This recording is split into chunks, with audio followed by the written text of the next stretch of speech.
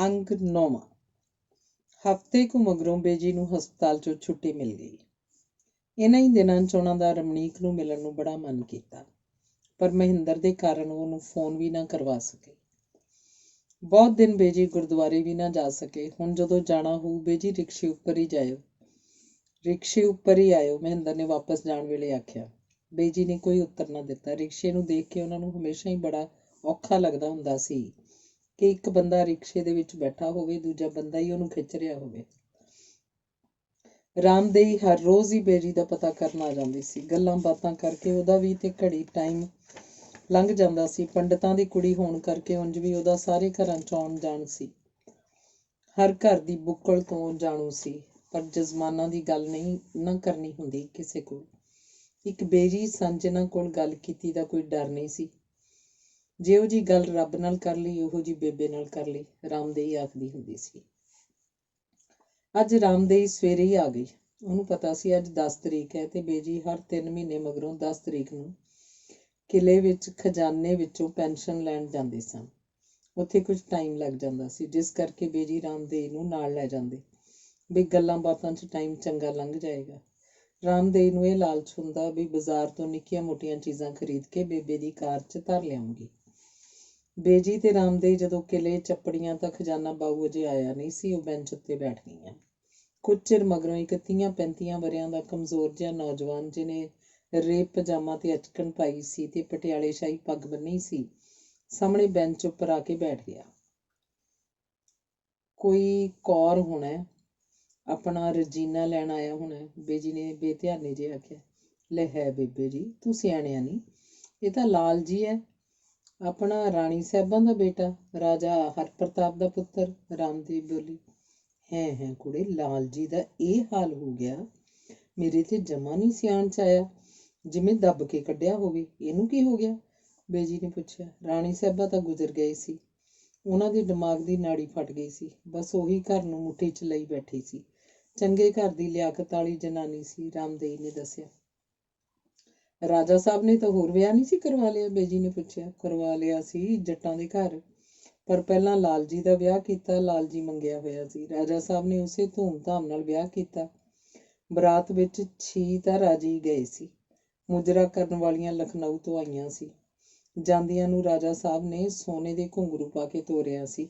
ਆਖੇ ਪੁੱਤ ਨਹੀਂ ਮੈਂ ਰੋਜ਼ ਵਿਆਹੁਣਾ। 10 ਦਿਨ ਉਹਨਾਂ ਦੀ ਕੋਠੀ 'ਚ ਸਦਾ ਵਰਤ ਲੱਗਿਆ ਰਿਹਾ ਬਈ ਜਿਹੜਾ ਮਰਜ਼ੀ ਆਈ ਜਾਵੇ, ਲੱਡੂ ਜਲੇਬੀਆਂ ਨਾਲ ਰੋਟੀ ਖਾਈ ਜਾਵੇ। ਸਾਰੇ ਲਾਗੀਆਂ ਨੂੰ ਰੇਸ਼ਮੀ ਜੋੜੇ ਦੇ ਨਾਲ ਸੋਨੇ ਦੀ ਟੂਮ ਮਿਲੀ ਸੀ। ਬਰਾਤ ਹਾਥੀਆਂ ਤੇ ਗਈ ਸੀ। ਸਟੇਸ਼ਨ ਤੋਂ ਹਾਥੀ ਗੱਡੀ ਵੀ ਚਾੜੇ ਸੀ। ਰਾਜਾ ਸਾਹਿਬ ਰਾਣੀ ਸਾਹਿਬਾਂ ਦੇ ਗਮ ਵਿੱਚ ਬੋਤਲਾਂ ਦੀਆਂ ਬੋਤਲਾਂ ਸ਼ਰਾਬ ਪੀਣ ਲੱਗ ਪਿਆ। ਸਿਆਣਿਆਂ ਨੇ ਕਹਿ ਕਹਾ ਕੇ ਆਮ ਜੇ ਘਰ 'ਚ ਵਿਆਹ ਕਰਵਾਤਾ ਵੀ ਅਗਲੀ ਇਹਨਾਂ ਨੂੰ ਸੰਭਾਲੂਗੀ ਵੀ ਤੇ ਰੋਕੂਗੀ ਵੀ।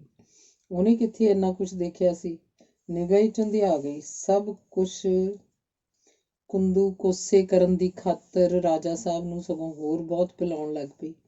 ਆਪ ਭਰ ਦੇਣ ਲੱਗ ਪਈ। 2 ਸਾਲ 'ਚ ਹੀ ਰਾਜਾ ਸਾਹਿਬ ਵੀ ਚੱਲਦੇ ਬਣੇ। ਆਪ ਉਹ ਸਤਿਆਮਨ ਸਾਰਾ ਕੁਛ ਲੈ ਕੇ ਪੇਕੀ ਜਾ ਵੜੀ। ਪੁੱਤ ਵਿਚਾਰਾ ਲਾਲ ਜੀ ਨਾ ਕੁਛ ਜਾਣੇ ਨਾ ਸਮਝੇ, ਨਾ ਕੁਛ ਕਰਨ ਜੋਗਾ, ਨਾ ਕਾਸੇ ਦਾ ਪਤਾ। ਨਾਲੇ ਹੁਣ ਰਾਜੇ ਵੀ ਕਾਹਦੇ ਰਹਿ ਗਏ, ਨਿਰੇ ਨਾਂ ਦੇ ਹੀ ਤਾਂ ਸੀ। ਰਜੀਨਾ ਵੀ ਕਿੰਨਾ ਕੁ ਸੀ। ਹਾਰ ਕੇ ਕਿਸੇ ਨੇ ਸਲਾਹ ਦਿੱਤੀ ਵੀ ਉੱਪਰ ਆਪ ਰਹੀ ਜਾਏ, ਉਹ ਹੇਠਾਂ ਕੋਠੀ ਕਿਰਾਏ ਤੇ ਦੇ ਦਿਓ। ਕੋਠੀ ਦੇ ਦਿੱਤੀ ਕਿਰਾਏ ਤੇ ਸ਼ਰਾਬ ਦੇ ਠੇਕੇਦਾਰਾਂ ਨੂੰ। ਪਹਿਲੇ ਠੇਕੇਦਾਰ ਤੋਂ ਸਿਰਫ ਕਿਰਾਇਆ ਲੈਂਦੇ ਸੀ, ਫਿਰ ਵੇਲੇ ਕੁ ਵੇਲੇ ਉਧਾਰ ਵੀ ਲੈਣ ਲੱਗ ਪਏ। ਇਉਂ ਠੇਕੇਦਾਰ ਦੇ ਟੱਬਰ ਦਾ ਇਹਨਾਂ ਦੇ ਘਰ ਤੇ ਉਹਨਾਂ ਦੇ ਘਰ ਮਾੜਾ ਮੋਟਾ ਜਾਣਾ ਆਉਣਾ ਹੋ ਗਿਆ। ਉਦੋਂ ਹੀ ਪਤਾ ਲੱਗਿਆ ਜਦੋਂ ਲਾਲ ਜੀ ਨੂੰ ਵੀ ਅਗਲਿਆਂ ਮੁਫਤ ਦੀ ਸ਼ਰਾਬ ਭੇਜ ਪੀਣ ਲਾਤਾ। ਮਗਰੋਂ ਕੋਠੀ ਗਹਿਣੀ ਕਰਵਾ ਲਈ। ਛੁਡਾਉਣੀ ਹੁਣ ਕਿਹਨੇ ਸੀ? ਤੇ ਹੋਇਆ ਇਹ ਕਿ ਇੱਕ ਦਿਨ ਲਾਲ ਜੀ ਦੀ ਵਹੁਟੀ ਠੇਕੇਦਾਰ ਦੇ ਮੁੰਡੇ ਨਾਲ ਕਿਧਰੇ ਚਲੀ ਗਈ। ਲਾਲ ਜੀ ਨੂੰ ਜਦੋਂ ਪਤਾ ਲੱਗਿਆ ਤੁਰ ਪਏ ਗੱਡੀ ਹੇਠੋਂ। ਭਲਾ ਹੋਵੇ ਵਿਚਾਰੇ ਕਨ੍ਹਈਏ ਦਾ, ਸਭ ਸਾਥ ਛੱਡ ਗਏ, ਉਹਨੇ ਨਹੀਂ ਮੂੰਹ ਮੋੜਿਆ। ਹਰ ਵੇਲੇ ਲਾਲ ਜੀ ਦੇ ਮਗਰ। ਉਸ ਦਿਨ ਉਹ ਪਤਾ ਨਹੀਂ ਕਿਵੇਂ ਲਾਲ ਜੀ ਨੂੰ ਆਪਣੇ ਘਰ ਲੈ ਗਿਆ। ਹੁਣ ਲਾਲ ਜੀ ਮਹਿਲ 'ਚ ਉਸੇ ਦੇ ਘਰ 'ਚ ਰਹਿੰਦੇ ਨੇ। 2 ਕਮਰੇ ਨੇ, ਇੱਕ ਵਿੱਚ ਉਹ ਆਪ ਰਹਿੰਦੇ, ਦੂਜੇ 'ਚ ਲਾਲ ਜੀ ਪਏ ਰਹਿੰਦੇ ਨੇ।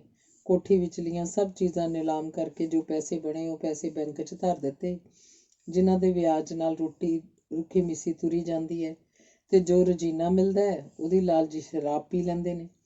ਇਹ ਘਰ ਰਾਣੀ ਸਾਹਿਬਾਂ ਨੇ ਕਨ੍ਹੱਈਏ ਨੂੰ ਲੈ ਕੇ ਦਿੱਤਾ ਸੀ ਤੇ ਕਹਿੰਦੇ ਸੀ ਤੇਰਾ ਵਿਆਹ ਵੀ ਕਰ ਦਿਆਂਗੇ। ਕੀ ਪਤਾ ਸੀ ਵੀ ਉਸੇ ਦੇ ਪੁੱਤ ਦੀ ਦਿਨ ਕੱਟੀ ਉਸੇ ਘਰ 'ਚ ਹੋਊਗੀ।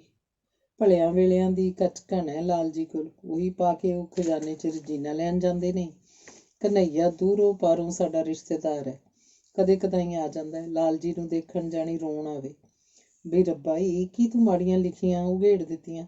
ਇੱਕ ਰਸੋਈਏ ਦੇ ਘਰ ਜ਼ਿੰਦਗੀ ਗੁਜ਼ਾਰ ਰਿਹਾ ਰਾਜੇ ਦਾ ਪੁੱਤ ਹੋ ਕੇ। ਸਭ ਸਾਡੇ ਪਿਛਲੇ ਜਨਮਾਂ ਦੇ ਕਰਮਾਂ ਦੇ ਫਲ ਨੇ ਬੀਬੀ ਰਾਮਦੇਈ। ਬੇਜੀ ਬੋਲੇ, ਬੇਬੇ ਜੀ ਗੰਗੂ ਨੇ ਗੁਰੂ ਦੇ ਬੱਚਿਆਂ ਨਾਲ ਦਗਾ ਕਰਕੇ ਸਾਰੀ ਬ੍ਰਾਹਮਣ ਜਾਤ ਨੂੰ ਕਲੰਕ ਖੱਟਦਾ। ਊਂ ਦੇਖ ਕਨ੍ਹੱਈਆ ਵੀ ਤਾਂ ਬ੍ਰਾਹਮਣ ਹੀ ਹੈ, ਜਜਮਾਨ ਦਾ ਪੁੱਤ, ਉਸੇ ਕਰਕੇ ਜੱਗ ਤੇ ਤੁਰਿਆ ਫਿਰਦਾ ਹੈ। ਪੰਜੇ ਉਂਗਲਾਂ ਇਕਸਾਰ ਤਾਂ ਨਹੀਂ ਹੁੰਦੀਆਂ ਬੀਬੀ ਰਾਮਦੇਈ, ਪਰ ਠੀਕ ਹੀ ਆਖਦੇ ਨੇ ਅਖੇ ਤਪੋ ਰਾਜ ਰਾਜੋ ਨਰਕ।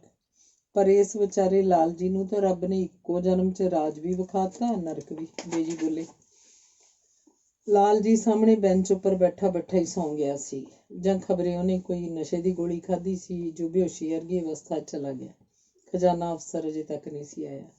ਇਹਨਾਂ ਜਾਣਦਿਆਂ ਨੂੰ ਹੁਣ ਕੀ ਪਤਾ ਵੀ ਬਾਹਰ ਬੈਠੇ ਜਿਹੜੇ ਬੰਦੇ ਉਡੀਕਦੇ ਨੇ ਕਿੱਡੇ ਕਿੱਡੇ ਲੋਕ ਨੇ। ਮਾਰ ਟਕੇ ਦਾ ਬਾਊ ਨਹੀਂ ਬਤਾਇਆ ਜਾਂਦਾ। ਕਾਪੀ ਨਾਲ 10 ਦਾ ਨੋਟ ਫੜਾ ਦਿਓ ਤਾਂ ਝੱਟ ਬਾਰੀ ਆ ਜਾਊਗੀ। ਰਾਮਦੇਈ ਖਿਜ ਰਹੀ ਸੀ। ਵਕਤ ਵਕਤ ਦੀਆਂ ਗੱਲਾਂ ਨੇ ਰਾਮਦੇਈ, ਅਜੇ ਵੀ ਸ਼ੁਕਰ ਹੈ ਬੀਬੀ ਬਈ ਗੁਜ਼ਾਰੇ ਜੋਗਾ ਸਭ ਕੁਝ ਰੱਬ ਨੇ ਦੇ ਰੱਖਿਆ, ਨਹੀਂ ਤਾਂ ਬੁੜਿਆਂ ਬੁੜੀਆਂ ਨੂੰ ਅੱਜ ਕੱਲ ਊਈ ਨਹੀਂ ਕੋਈ ਸਿਆਣਦਾ।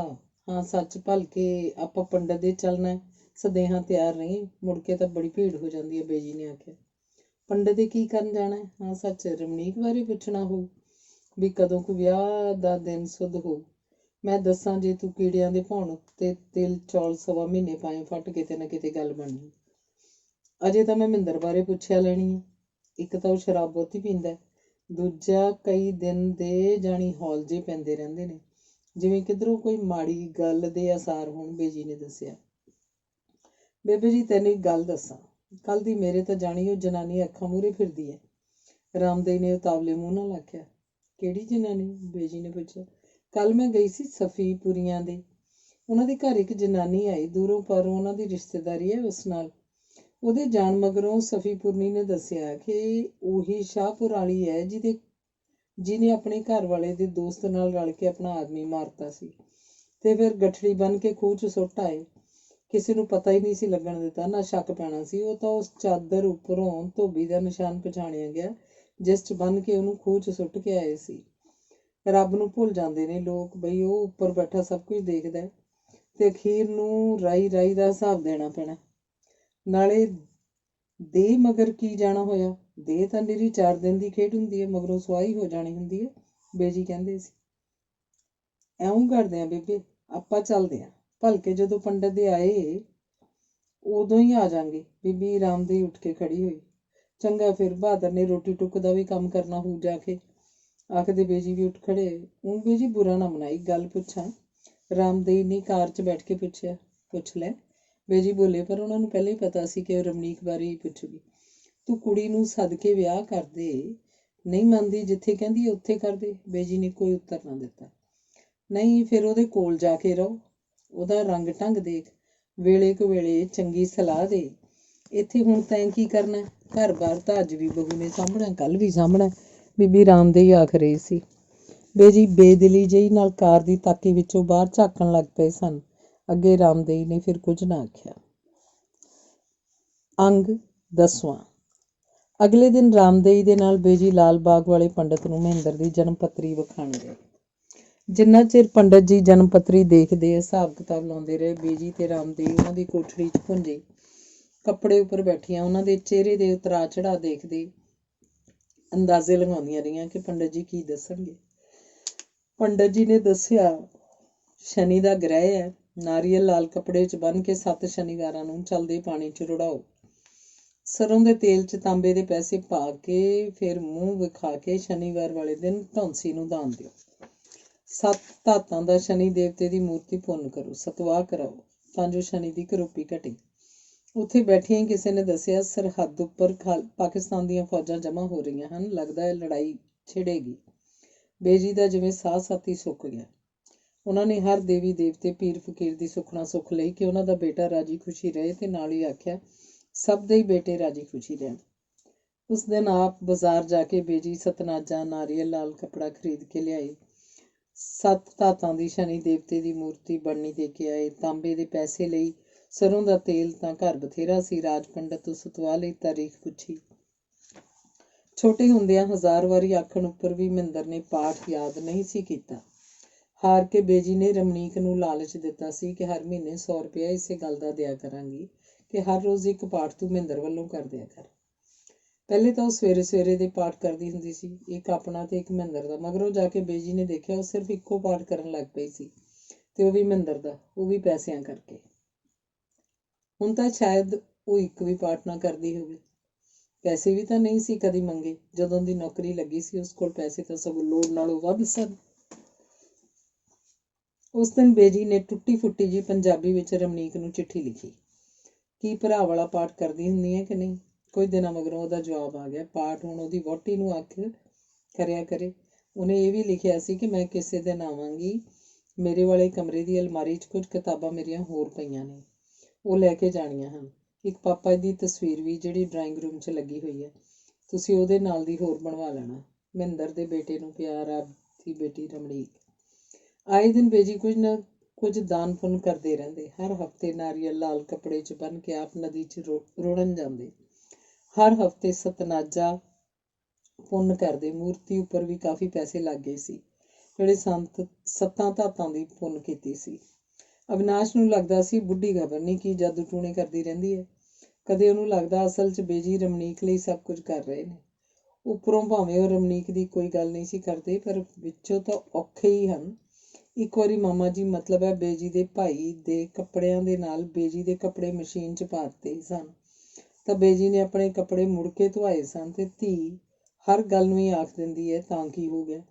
ਅਜਿਹੀਆਂ ਗੱਲਾਂ ਨੂੰ ਕਦੋਂ ਬਰਦਾਸ਼ਤ ਕਰ ਸਕਦੇ ਨੇ? ਇਹਨਾਂ ਦਾ ਆਪਣਾ ਭਤੀਜਾ ਵਲੈਤ ਤੋਂ ਕਈ ਸਾਲਾਂ ਮਗਰੋਂ ਆਇਆ ਸੀ। 2 ਦਿਨ ਰਿਹਾ, ਤੀਜੇ ਦਿਨ ਆਪ ਹੀ ਉਹਨੂੰ ਆਖ ਦਿੱਤਾ, ਆਖੇ ਤੂੰ ਜਾ ਕਾਕਾ, ਤੇਰੀ ਮਾਂ ਉਡੀਕਦੀ ਹੋ। ਅਵਿਨਾਸ਼ ਸੋਚੀ ਜਾ ਰਹੀ ਸੀ, ਮਹਿੰਦਰ ਇੱਥੇ ਹੁੰਦਾ ਤਾਂ ਉਹਦਾ ਹੱਥ ਲਗਵਾ ਕੇ ਪੁੰਨ ਦਾਨ ਕੀਤਾ ਜਾਂਦਾ, ਨਾਲੇ ਤੇਲ ਵਿੱਚੋਂ ਮੂੰਹ ਦੇਖਦਾ ਤਾਂ ਹੀ ਚੰਗਾ ਸੀ, ਬੇਜੀ ਆਖ ਰਹੇ ਸਨ। ਅਵਿਨਾਸ਼ ਨੂੰ ਲੱਗਿਆ ਇਹ ਹੋ ਸਕਦਾ ਹੈ ਬੇਜੀ ਪੁੱਤ ਨੂੰ ਆਪਣੇ ਵੱਸ 'ਚ ਕਰਨਾ ਚਾਹੁੰਦੇ ਹੋਣ। ਬੁੱਢੀਆਂ ਤੋਂ ਬਰਦਾਸ਼ਤ ਨਹੀਂ ਹੁੰਦੇ ਕਿ ਪੁੱਤਰ ਹੁਣ ਉਹਨਾਂ ਦੀ ਥਾਂ ਬਹੂ ਦੀ ਸੁਣਨ ਲੱਗ ਪਿਆ। ਉਹ ਸਵੇਰੇ ਉਹ ਇਹ ਸੋਚ ਕੇ ਉਹਨੇ ਇੱਕ ਦਿਨ ਬੇਜੀ ਨੂੰ ਆਖਿਆ, ਬੇਜੀ ਇਹ ਜਾਦੂ ਟੂਣੇ ਉਲਟੇ ਵੀ ਤਾਂ ਪੈ ਸਕਦੇ ਨੇ। ਨੀ ਦੁਰਫਿੱਟੇ ਮੂੰਹ, ਇਹ ਜਾਦੂ ਟੂਣੇ ਨੇ। ਮੈਂ ਆਪਣੇ ਪੁੱਤ ਦੇ ਨਾਂ ਉੱਤੇ ਦਾਨ ਪੁੰਨ ਨਾ ਕਰਾਂ, ਉਹਦੀ ਸੁੱਖ ਨਾ ਮੰਗਾਂ, ਉਹਦੇ ਗ੍ਰਹਿਆਂ ਦਾ ਕੋਈ ਉਪਾਅ ਨਾ ਕਰਾਂ। ਮੇਰੇ ਕੋਲ ਹੋਰ ਹੈ ਕੀ ਦੇਖਣ ਨੂੰ? ਉਹ ਤੋਂ ਬਿਨਾਂ ਬੀਬੀ ਨੇ ਜ਼ਰਾ ਤਪ ਕੇ ਜਵਾਬ ਦਿੱਤਾ, ਉਂਝ ਤਾਂ ਇੰਨਾ ਪਾਠ ਪੂਜਾ ਕਰਦੇ ਰਹਿੰਦੇ ਹੋ, ਫਿਰ ਰੱਬ ਉੱਪਰ ਭਰੋਸਾ ਕਿਉਂ ਨਹੀਂ ਰੱਖਦੇ? ਤੁਹਾਡਾ ਖਿਆਲ ਹੈ ਰੱਬ ਨੇ ਜੋ ਕਰਨਾ ਹੈ ਅਸੀਂ ਉਪਾਅ ਕਰਕੇ ਰੋਕ ਸਕਦੇ ਹਾਂ ਜਾਂ ਟਾਲ ਸਕਦੇ ਹਾਂ? ਅਵਿਨਾਸ਼ ਦਲੀਲਾਂ ਦੇ ਰਹੇ ਸੀ। ਰੱਬ ਮੀਂਹ ਪਾਉਂਦਾ, ਅਸੀਂ ਮੀਂਹ ਦਾ ਰੋਕ ਨਹੀਂ ਸਕਦੇ, ਪਰ ਮੀਂਹ ਤੋਂ ਬਚਣ ਲਈ ਛਤਰੀ ਤਾਂ ਲੈ ਸਕਦੇ ਹਾਂ। ਉਸੇ ਤਰ੍ਹਾਂ ਪੁੰਨਦਾਨ ਬੰਦੇ ਲਈ ਛਤਰੀ ਬਣਦੇ ਨੇ, ਬੇਜੀ ਨੇ ਸਮਝਾਇਆ। ਫਿਰ ਵੀ ਅਵਿਨਾਸ਼ ਦੀ ਤਸੱਲੀ ਨਹੀਂ ਹੋਈ। ਉਹਨੇ ਮਹਿੰਦਰ ਨੂੰ ਲਿਖਿਆ, ਬੇਜੀ ਪਤਾ ਨਹੀਂ ਕੀ ਜਾਦੂ ਟੂਣੇ ਜੇ ਕਰਦੇ ਰਹਿੰਦੇ ਨੇ, ਮੈਨੂੰ ਤਾਂ ਬਾਵੇ ਕਰਕੇ ਡਰ ਹੀ ਲੱਗਿਆ ਰਹਿੰਦਾ ਵੀ ਜੇ ਕੋਈ ਜਾਦੂ ਟੂਣਾ ਉਲਟਾ ਪੈ ਗਿਆ ਅਸੀਂ ਤਾਂ ਪੱਟੇ ਜਾਵਾਂਗੇ। ਜਦੋਂ ਮੈਂ ਛੋਟੀ ਹੁੰਦੀ ਸੀ, ਸਾਡੇ ਗੁਆਂਢ ਦਿੱਲੀ 'ਚ ਇੱਕ ਬੰਗਾਲਣ ਰਹਿੰਦੀ ਸੀ। ਉਹ ਹਮੇਸ਼ਾ ਹੀ ਇਉਂ ਹੀ ਜਾਦੂ ਟੂਣੇ ਕਰਦੀ ਰਹਿੰਦੀ ਸੀ ਤਾਂ ਜੋ ਉਹਦਾ ਆਦਮੀ ਉਹਦੇ ਵੱਸ ਵਿੱਚ ਹੋ ਜਾਏ। ਨਤੀਜਾ ਇਹ ਹੋਇਆ ਕਿ ਉਹ ਆਦਮੀ ਅਖੀਰ ਪਾਗਲ ਹੋ ਗਿਆ।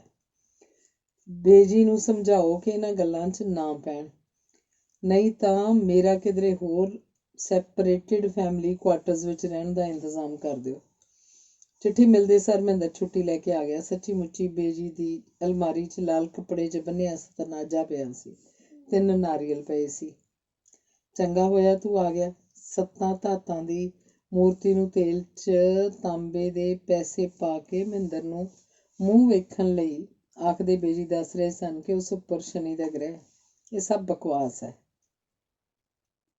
ਸਿੱਟੋ ਇਹ ਚੀਜ਼ਾਂ ਪਰੇ। ਮਹਿੰਦਰ ਨੇ ਜਦੋਂ ਖਿੱਚ ਕੇ ਆਖਿਆ, ਬੇਜੀ ਜਿਵੇਂ ਠਰਮਰ ਕੇ ਖਲੋ ਗਏ। ਇਸ ਉਮਰ 'ਚ ਤੁਹਾਨੂੰ ਜਾਦੂ ਟੂਣੇ ਕਰਨ ਦੀ ਭਲਾ ਕੀ ਲੋੜ ਹੈ? ਮਹਿੰਦਰ ਬੇਜੀ ਤੋਂ ਪੁੱਛ ਰਿਹਾ ਸੀ। ਇਹ ਸਭ ਮੈਂ ਤੇਰੇ ਭਲੇ ਲਈ ਹੀ ਆਖਦੀ ਹਾਂ। ਰਹਿਣ ਦਿਓ ਮੇਰਾ ਭਲਾ। ਤੁਸੀਂ ਆਰਾਮ ਨਾਲ ਇੱਕ ਪਾਸੇ ਬੈਠ ਕੇ ਰੱਬ ਦਾ ਨਾਮ ਲਿਆ ਕਰੋ, ਆਖਦਾ ਮਹਿੰਦਰ ਉਹਨਾਂ ਕੋਲੋਂ ਉੱਠ ਕੇ ਚਲਾ ਗਿਆ। ਕਿੰਨਾ ਚਿਰ ਉਹ ਅਵਿਨਾਸ਼ ਨਾਲ ਵੀ ਉੱਚੀ ਸਾਰੀ ਬੋਲਦਾ ਰਿਹਾ। ਬੇਜੀ ਉਦਾਸ ਤੇ ਘਬਰਾਈ ਕਈ ਵਾਰੀ ਆਪਣੇ ਕਮਰੇ ਦੇ ਅੰਦਰ ਗਈ, ਕਈ ਵਾਰੀ ਬਾਹਰ ਆਈ। ਉਹਨਾਂ ਨੂੰ ਪਤਾ ਨਹੀਂ ਸੀ ਲੱਗ ਰਿਹਾ ਉਹ ਕੀ ਆਖਣ ਤੇ ਕੀ ਕਰਨ। ਆਥਣੇ ਉਹ ਗੁਰਦੁਆਰੇ ਚਲੇ ਗਏ। ਅੱਜ 9ਵੇਂ ਪਾਤਸ਼ਾਹ ਦੇ ਸ਼ਲੋਕ ਸੁਣਦਿਆਂ ਉਹਨਾਂ ਦੀਆਂ ਅੱਖਾਂ ਭਰ ਭਰ ਡੁੱਲਦੀਆਂ ਰਹੀਆਂ। ਸ਼ੁਕਰ ਹੈ ਖੂੰਜੇ ਜਿਹੇ 'ਚ ਬੈਠਿਆਂ ਗੋਡਿਆਂ 'ਚ ਮੂੰਹ ਦੇ ਕੇ ਰੋਂਦੇ ਉਹ ਕਿਸੇ ਨੂੰ ਦਿਸ ਨਹੀਂ ਸੀ ਰਹੇ। ਅੱਜ ਗੁਰਦੁਆਰੇ ਤੋਂ ਵਾਪਸ ਆਉਂਦੇ ਉਹ ਪੈਦਲ ਹੀ ਤੁਰ ਪਏ। ਘਰ ਵੱਲ ਜਾਂਦਿਆਂ ਜਿਵੇਂ ਉਹਨਾਂ ਦਾ ਜੀਅ ਘਬਰਾ ਰਿਹਾ ਸੀ। ਰਮਨੀਕ ਦੇ ਪਾਪਾ, ਤੁਸੀਂ ਮੇਰੇ ਨਾਲ ਇਉਂ ਨਹੀਂ ਸੀ ਕਰਨੀ। ਉਹਨਾਂ ਨੇ ਮਨ ਹੀ ਮਨ ਆਪਣੇ ਪਤੀ ਨੂੰ ਜਿਵੇਂ ਉਲਾਂਭਾ ਦਿੱਤਾ। ਸਾਹਮਣੇ ਆਉਂਦੀ ਇੱਕ ਕਾਰ ਰੁਕੀ। ਕਾਰ ਵਾਲੇ ਭਾਈ ਨੇ ਉਤਰ ਕੇ ਬੇਜੀ ਦੇ ਪੈਰੀਂ ਹੱਥ ਲਾਏ। ਪੈਦਲ ਹੀ ਜਾ ਰਹੇ ਹੋ? ਮੈਂ ਛੱਡ ਆਵਾਂ? ਉਹਨੇ ਪੁੱਛਿਆ। ਬੇਜੀ ਨੂੰ ਉਹਦੀ ਸਿਆਣ ਜੀ ਨਹੀਂ ਸੀ ਆ ਰਹੀ। ਉਹਦਾ ਜਿਵੇਂ ਚਿੱਤ ਜਿਹਾ ਅੱਜ ਟਿਕਾਣੇ ਨਹੀਂ ਸੀ। ਨਹੀਂ ਕਾਕਾ, ਕੋਠੀ ਕਿਹੜਾ ਦੂਰ ਹੈ, ਸੋਚਿਆ ਤੁਰ ਕੇ ਹੀ ਚੱਲਦੀਆਂ। ਸਾਰਾ ਦਿਨ ਬੈਠਿਆਂ ਤਾਂ ਹੱਡ ਪੈਰ ਜੁੜ ਜਾਂਦੇ ਨੇ, ਬੇਜੀ ਨੇ ਦੱਸਿਆ ਤੇ ਗਾਂਹ ਤੁਰ ਪਏ। ਕਾਰ ਵਾਲਾ ਭਾਈ ਕੁਝ ਪਹਿਲੇ ਉਹਨਾਂ ਨੂੰ ਵੇਖਦਾ ਰਿਹਾ ਤੇ ਫਿਰ ਕਾਰ ਸਟਾਰਟ ਕਰਕੇ ਆਪਣੇ ਰਾਹ ਚਲਾ ਗਿਆ। ਘਰ ਪਹੁੰਚੇ ਤਾਂ ਅਵਿਨਾਸ਼ ਰੋ ਰਹੀ ਸੀ। ਕੀ ਹੋ ਗਿਆ? ਬੇਜੀ ਨੇ ਪਰੇਸ਼ਾਨ ਹੋ ਕੇ ਪੁੱਛਿਆ। ਮੈਂ ਨਹੀਂ ਸੀ ਆਖਦੀ ਇਹ ਜਾਦੂ ਟੂਣੇ ਉਲਟੇ ਪੈ ਜਾਂਦੇ ਹੁੰਦੇ ਨੇ। ਮੇਰੇ ਨਾਲ ਲੜ ਕੇ ਗਏ ਨੇ। ਪਰ ਗੱਲ ਕੀ ਹੋ ਗਈ? ਰਮਨੀਕ ਆਈ ਸੀ ਅਲਮਾਰੀ 'ਚੋਂ ਕਿਤਾਬਾਂ ਤੇ ਡਰਾਇੰਗ ਰੂਮ 'ਚੋਂ ਪਾਪਾ ਦੀ ਵੱਡੀ ਤਸਵੀਰ ਲੈਣ। ਫਿਰ ਇਹ ਆਖਦੇ ਸੀ ਤਸਵੀਰ ਮੈਂ ਨਹੀਂ ਲੈ ਜਾਣ ਦੇਣੀ। ਤੇਰੇ ਘਰ 'ਚ ਸਾਡੇ ਪਿਓ ਦੀ ਫੋਟੋ ਨਹੀਂ ਲੱਗੇਗੀ। ਉਹ ਆਖਣ ਲੱਗੀ, ਤੂੰ ਕੌਣ ਹੁੰਦਾ ਹੈ ਮੈਨੂੰ ਰੋਕਣ ਵਾਲਾ? ਇਹਨਾਂ ਨੇ ਤਸਵੀਰ ਖੋਹ ਕੇ ਭੁੰਜੇ ਮਾਰੀ। ਸ਼ੀਸ਼ਾ ਟੁੱਟ ਗਿਆ, ਮਗਰੋਂ ਫੋਟੋ ਵੀ ਫਾੜ ਦਿੱਤੀ। ਰਮਨੀਕ ਨੇ ਇਹਨਾਂ ਨੂੰ ਗਾਲਾਂ ਕੱਢੀਆਂ, ਕੁੱਤਾ ਤੇ ਇਡੀਅਟ ਤੱਕ ਆਖ ਦਿੱਤਾ ਤੇ ਮੈਂ ਰੋਕਦੀ ਰਹੀ। ਮੈਨੂੰ ਹੀ ਹਰਖ ਕੇ ਪਏ। ਰਮਨੀਕ ਉੱਚੀ ਉੱਚੀ ਬੋਲਦੀ ਰਹੀ। ਸਾਰੇ ਲੋਕਾਂ ਨੂੰ ਸੁਣਦਾ ਸੀ ਤੇ ਫਿਰ ਰੋਣ ਲੱਗ ਪਈ। ਤੁਸੀਂ ਇਹੀ ਤਮਾਸ਼ਾ ਦਿਖਾਉਣਾ ਸੀ ਜੱਗ ਨੂੰ? ਫਿਰ ਇਸ ਝਾਟੇ ਖੇਹ ਪਾਉਣੀ ਸੀ ਬਈ ਤਸਵੀਰ ਜੇ ਉਹ ਲੈ ਵੀ ਜਾਂਦੀ ਤਾਂ ਕੀ ਹੋ ਜਾਂਦਾ? ਹੁਣ ਕਿੱਥੇ ਲਿਆ? ਹੁਣ ਕਿੱਥੇ ਗਿਆ? ਬੇਜੀ ਨੇ ਪੁੱਛਿਆ। ਕਾਫੀ ਚਿਰ ਤਾਂ ਉਸੇ ਤਰ੍ਹਾਂ ਹਰਖਾਏ ਬੈਠੇ ਰਹੇ। ਫਿਰ ਬਿਨਾਂ ਹੀ ਕਿਸੇ ਗੱਲ ਤੋਂ ਮੈਨੂੰ ਆਕੜਨ ਲੱਗ ਪਏ। ਹੁਣ ਬਾਹਰ ਨੂੰ ਚਲੇ ਗਏ ਨੇ, ਅਵਿਨਾਸ਼ ਨੇ ਦੱਸਿਆ। ਜੇ ਉਹ ਆਈ ਸੀ ਤਾਂ ਆਪਣੇ ਬਾਪ ਦੇ ਘਰ ਆਈ ਸੀ। ਜੇ ਉਹ ਤਸਵੀਰ ਲੈ ਜਾਣਾ ਚਾਹੁੰਦੀ ਸੀ ਤਾਂ ਉਹਦੇ ਬਾਪ ਦੀ ਸੀ। ਇਹ ਕਾਸ ਲਈ ਔਖਾ ਹੁੰਦਾ ਸੀ? ਤੂੰ ਵੀ ਬਲਦੀ ਤੇ ਤੇਲ ਛਿੜਕ ਦਿੰਦੀ ਆ। ਮੈਂ ਜਾਣਦੀ ਹਾਂ ਤੇਰੇ ਸੁਭਾਅ ਨੂੰ, ਬੇਜੀ ਬੋਲੀ। ਹਾਂ, ਸਾਰੇ ਕਸੂਰ ਮੇਰੇ ਹੀ ਨੇ, ਮੈਂ ਹੀ ਮਾੜੀ ਹਾਂ। ਮੇਰੀ ਜਾਨ ਲੈ ਲਓ, ਫਿਰ ਸਾਰਿਆਂ ਨੂੰ ਸ਼ਾਂਤੀ ਹੋ ਜਾਊਗੀ। ਅਵਿਨਾਸ਼ ਗਰਜ ਪਈ। ਬਾਹਰੋਂ ਸ਼ਰਾਬ ਦਾ ਰੱਜਿਆ ਮਹਿੰਦਰ ਵੀ ਆ ਗਿਆ। ਉਹਨੇ ਰਮਨੀਕ ਦੀਆਂ ਸਾਰੀਆਂ ਕਿਤਾਬਾਂ ਕੱਢ ਕੇ ਵਿਹੜੇ 'ਚ ਸੁੱਟ ਦਿੱਤੀਆਂ। ਉੱਪਰ ਅਲਮਾਰੀ ਵੀ ਵਗਾਹ ਮਾਰੀ। ਡਰਾਇੰਗ ਰੂਮ 'ਚੋਂ ਬਾਕੀ ਤਸਵੀਰਾਂ ਵੀ ਲਾਹ ਕੇ ਵਿਹੜੇ 'ਚ ਵਗਾਹ ਮਾਰੀਆਂ ਤੇ ਫਿਰ ਸਾਰੀਆਂ ਚੀਜ਼ਾਂ ਇਕੱਠੀਆਂ ਕਰਕੇ ਉੱਪਰ ਮਿੱਟੀ ਦਾ ਤੇਲ ਪਾ ਕੇ ਅੱਗ ਲਾਤੀ। ਛੱਤ ਜਿੱਡਾ ਉੱਚਾ ਭਾਂਬੜ ਬਲਿਆ। ਬੇਜੀ ਦਾ ਦਿਲ ਧੱਕ ਧੱਕ ਕਰ ਰਿਹਾ ਸੀ। ਲੱਤਾਂ ਕੰਬ ਰਹੀਆਂ ਸਨ, ਮੂੰਹ ਸੁੱਕ ਰਿਹਾ ਸੀ ਤੇ ਉਹ ਖੜੇ ਸਭ ਕੁਝ ਵੇਖ ਰਹੇ ਸਨ। ਇੱਕ ਮਨ ਹੋਇਆ ਇਸ ਬਲਦੀ ਅੱਗ 'ਚ ਉਹ ਆਪ ਜਾ ਕੇ ਬੈਠ ਜਾਣ। ਪਰ ਫਿਰ ਪਤਾ ਨਹੀਂ ਕੀ ਸੋਚ ਕੇ ਆਪਣੇ ਕਮਰੇ 'ਚ ਚਲੇ ਗਏ। ਅੰਦਰੋਂ ਬਾਰ ਬੰਦ ਕਰਕੇ ਭੁੰਜੇ ਹੀ ਬੈਠ ਕੇ ਰਮਨੀਕ ਦੇ ਪਾਪਾ ਨੂੰ ਯਾਦ ਕਰਕੇ ਹੌਲੀ ਹੌਲੀ ਰੋਂਦੇ ਰਹੇ। ਤੇ ਫਿਰ ਕਿੰਨੇ ਚਿਰ ਮਗਰੋਂ ਬੇਜੀ ਨੇ ਗੁਟਕਾ ਚੁੱਕਿਆ, ਮੱਥੇ ਨਾਲ ਨਮਸਕਾਰਿਆ ਤੇ ਵੈਗਰੂ ਵੈਗਰੂ ਕਰਨ ਲੱਗ ਪਏ। ਬਾਹਰ ਅਜੇ ਵੀ ਤਿੜ ਤਿੜ ਕਰਕੇ ਕਿਤਾਬਾਂ, ਤਸਵੀਰਾਂ ਜਲ ਰਹੀਆਂ ਸਨ। ਉਸ ਰਾਤ 11ਵਾਂ ਅੰਗ। ਉਸ ਰਾਤ ਨਾ ਕਿਸੇ ਕੁਝ ਪਕਾਇਆ, ਨਾ ਹੀ ਖਾਧਾ। ਬੇਜੀ 2 ਵਾਰੀ ਰਸੋਈ 'ਚ ਜਾ ਕੇ ਪਾਣੀ ਪੀ ਕੇ ਆਏ ਤੇ ਕਈ ਵਾਰ ਗੁਸਲਖਾਨੇ 'ਚ ਗਏ।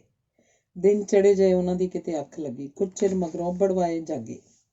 ਰਾਤ ਵਾਲੀਆਂ ਸਭ ਗੱਲਾਂ ਕਦੇ ਉਹਨਾਂ ਨੂੰ ਸੱਚ ਲੱਗਦੀਆਂ ਤੇ ਕਦੇ ਮਨ ਦਾ ਭਰਮ। ਉਹਨਾਂ ਨੇ ਬਾਰ ਖੋਲ੍ਹ ਕੇ ਦੇਖਿਆ। ਵਿਹੜੇ 'ਚ ਸੁਆਹ ਦੇ ਢੇਰ ਦੇ ਉੱਤੇ ਅੱਧ ਜਲੀਆਂ ਕਿਤਾਬਾਂ ਤੇ ਫੋਟੋ ਫਰੇਮ ਪਏ ਸਨ। ਕਾਲਜਾ ਧਸਕ ਦੇ ਕੇ ਹੇਠਾਂ ਨੂੰ ਗਿਆ। ਆਲੇ ਦੁਆਲੇ ਸਭ ਚੁੱਪ ਚਾਂ ਸੀ। ਸਵੇਰੇ ਹੀ ਉਹ ਸਭ ਕਿਧਰੇ ਚਲੇ ਗਏ ਸਨ।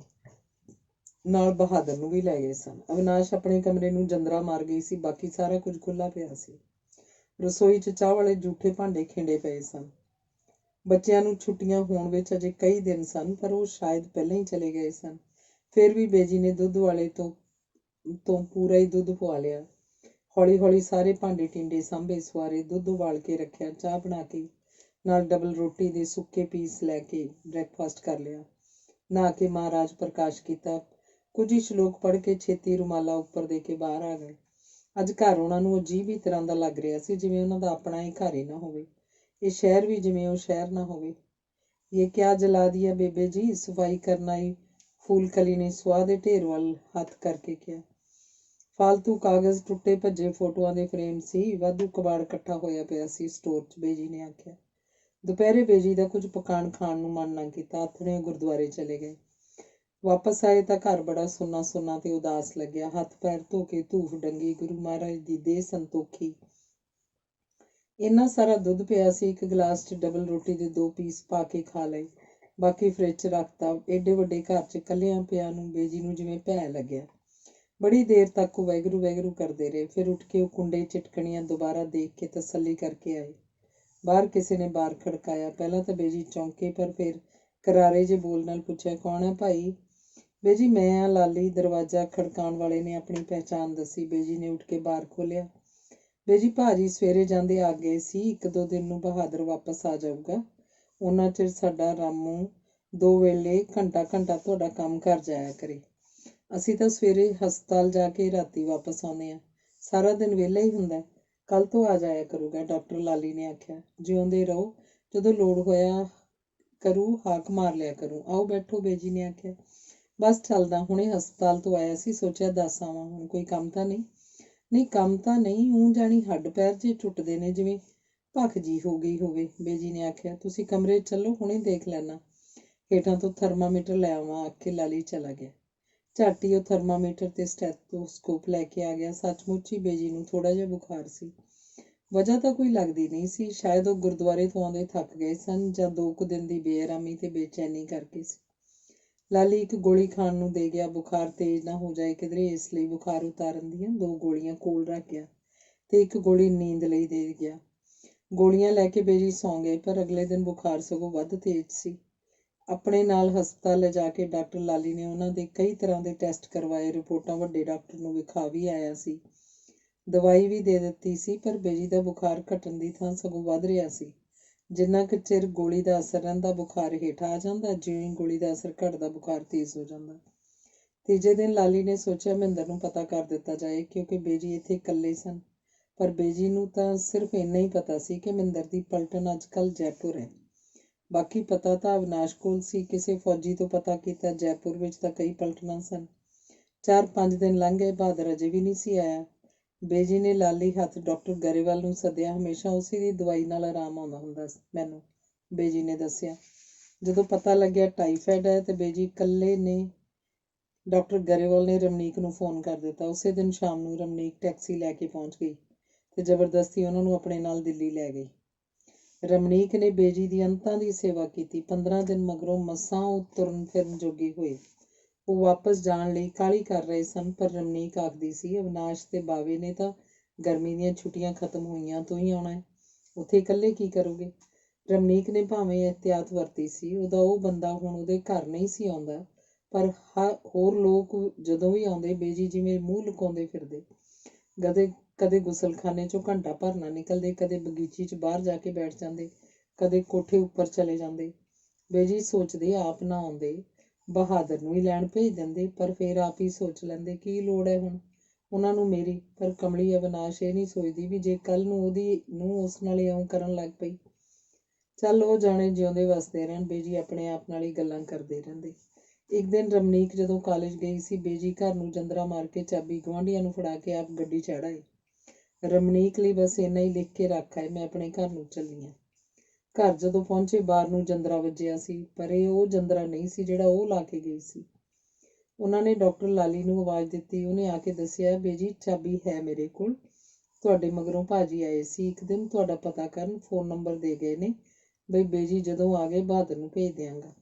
ਜੰਦਰਾ ਖੋਲ ਕੇ ਬੇਜੀ ਅੰਦਰ ਚਲੇ ਗਏ। ਪਾਣੀ ਦਾ ਗਲਾਸ ਪੀ ਕੇ ਮੰਜੇ ਤੇ ਪੈ ਗਏ। ਉਹ ਸਫ਼ਰ 'ਚ ਥੱਕ ਗਏ ਸੀ। ਹਾੜ ਦੇ ਲੰਮੇ ਖੁਸ਼ਕ ਉਦਾਸ ਦਿਨ ਬੇਜੀ ਨੂੰ ਘਰ, ਸ਼ਹਿਰ, ਦੁਨੀਆ ਸਭ ਕੁਝ ਹੀ ਜਿਵੇਂ ਉਪਰਾ ਉਪਰਾ ਲੱਗਿਆ। ਤਾਂ ਹੀ ਤਾਂ ਸਿਆਣੇ ਆਖਦੇ ਨੇ, ਇਹ ਜੱਗ ਤਾਂ ਮਾਇਆ ਹੈ, ਲੀਲਾ ਨਿਰੀ ਖੇਡ, ਇੱਥੇ ਕੋਈ ਕਿਸੇ ਦਾ ਨਹੀਂ। ਅਸੀਂ ਉਹੀ ਸਾਰੀ ਉਮਰ ਭੁਲੇਖਿਆਂ 'ਚ ਤੁਰੇ ਫਿਰਦੇ ਰਹਿੰਦੇ ਹਾਂ। ਬਸ ਇੱਕ ਰੱਬ ਦਾ ਨਾਂ ਹੀ ਬੰਦੇ ਦੇ ਨਾਲ ਜਾਂਦਾ ਹੈ। ਬੇਜੀ ਸੋਚਦੇ ਰਹੇ, ਪਰ ਫਿਰ ਵੀ ਉਹਨਾਂ ਦਾ ਮਨ ਕੀਤਾ ਮਹਿੰਦਰ ਤੇ ਅਵਿਨਾਸ਼, ਬਾਵੇ ਤੇ ਬਹਾਦਰ ਨੂੰ ਲੈ ਕੇ ਅੱਜ ਹੀ ਕਿਉਂ ਨਹੀਂ ਆ ਜਾਂਦੇ। ਤੇ ਉਹ ਉਹਨਾਂ ਨੂੰ ਉਡੀਕਣ ਲੱਗ ਪਏ। ਅੰਗ 12ਵਾਂ। ਬਹਾਦਰ ਨੂੰ ਵੀ ਅਵਿਨਾਸ਼ ਛੁੱਟੀਆਂ ਮੁੱਕਣ ਉੱਪਰ ਹੀ ਨਾਲ ਲੈ ਕੇ ਆਈ। ਬੇਜੀ ਕਾਫੀ ਕਮਜ਼ੋਰ ਹੋ ਗਏ ਸੀ।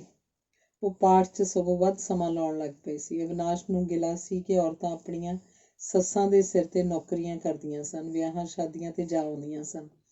ਬੱਚਿਆਂ ਦਾ ਤੇ ਘਰ-ਬਾਰ ਦਾ ਉਹਨਾਂ ਨੂੰ ਕੋਈ ਫਿਕਰ ਨਹੀਂ ਸੀ ਹੁੰਦਾ ਤੇ ਇੱਥੇ ਬੇਜੀ ਨੂੰ ਅੱਗਾ ਸਵਾਰਨ ਤੋਂ ਬਿਨਾਂ ਹੋਰ ਕੋਈ ਕੰਮ ਨਹੀਂ ਸੀ।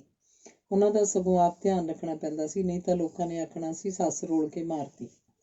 ਬੇਜੀ ਨੇ ਭਾਵੇਂ ਕਦੇ ਕੁਝ ਨਹੀਂ ਸੀ ਆਖਿਆ, ਫਿਰ ਵੀ ਉਹਨਾਂ ਦਾ ਇੱਕ ਭੈ ਜਿਹਾ, ਇੱਕ ਰੋਹਬ ਜਿਹਾ ਅਵਿਨਾਸ਼ ਉੱਪਰ ਬਣਿਆ ਰਹਿੰਦਾ। ਅਸਲ 'ਚ ਬੇਜੀ ਇੱਕ ਦਾਨੀ ਸਿਆਣੀ ਔਰਤ ਸੀ ਤੇ ਉਹਨੂੰ ਵੱਡੇ ਘਰਾਂ ਵਾਲੇ ਸਾਰੇ ਤੌਰ ਤਰੀਕੇ ਪਤਾ ਸਨ। ਅਵਿਨਾਸ਼ ਨੂੰ ਲੱਗਦਾ ਆਪਣੇ ਮੇਲ ਦੇ ਕਿਸੇ ਘਰ ਵਿਆਹ ਹੁੰਦਾ ਤਾਂ ਅਗਲੇ ਲੱਖ ਕਦਰ ਕਰਦੇ। ਉਹਨੂੰ ਇਹ ਵੀ ਲੱਗਦਾ ਮਹਿੰਦਰ ਰਮਣੀਕ ਦੀ ਕਿਸੇ ਵੀ ਗੱਲ ਤੋਂ ਇੰਨਾ ਔਖਾ ਕਿਉਂ ਹੋ ਜਾਂਦਾ। ਦਫਾ ਕਰੇ, ਜੇ ਉਹ ਪਰਵਾਹ ਨਹੀਂ ਕਰਦੀ ਸਾਨੂੰ ਕੀ। ਬਾਕੀ ਮਾਂ ਦੀ ਤਾਂ ਹਰ ਗੱਲ ਜਿਵੇਂ ਗੁਰੂ ਮਹਾਰਾਜ ਦਾ ਵਾਕ ਹੋਵੇ, ਉੱਪਰੋਂ ਭਾਵੇਂ ਬੁਲਾਵੇ ਨਾ, ਪਰ ਵਿੱਚੋਂ ਹਰ ਵਕਤ ਬੇਜੀ ਬੇਜੀ ਹੁੰਦੀ ਰਹਿੰਦੀ ਹੈ। ਬੇਜੀ ਸੋਚਦੇ, ਇਸ ਸ਼ਹਿਰਨ ਕੁੜੀ ਦੀ ਮੈਂ ਸਿਰਫ ਅਕਲ ਹੀ ਦੇਖੀ ਸੀ, ਬਾਕੀ ਤਾਂ ਕੁਝ ਨਹੀਂ ਸੀ ਦੇਖਿਆ। ਭਰਜਾਈਆਂ ਤਾਂ ਮਾਵਾਂ ਦਾ ਥਾਂ ਲੈ ਲੈਂਦੀਆਂ ਨੇ। ਅਕਲ ਵਾਲੀ ਹੁੰਦੀ ਤਾਂ ਇਹਨਾਂ ਗੱਲਾਂ ਦਾ ਧਿਆਨ ਰੱਖਦੀ ਜਿਹੜੀਆਂ ਉਹਦੇ ਆਦਮੀ ਨੂੰ ਪਸੰਦ ਸਨ। ਬਈ ਕਮਲੀਏ, ਮਾਂ ਤਾਂ ਅੱਜ ਮਰੀ, ਇੱਕ ਭਲਕੇ ਦੂਜਾ ਦਿਨ, ਸਾਰੀ ਉਮਰ ਤਾਂ ਤੂੰ ਹੀ ਨਾਲ ਚੱਲਣਾ।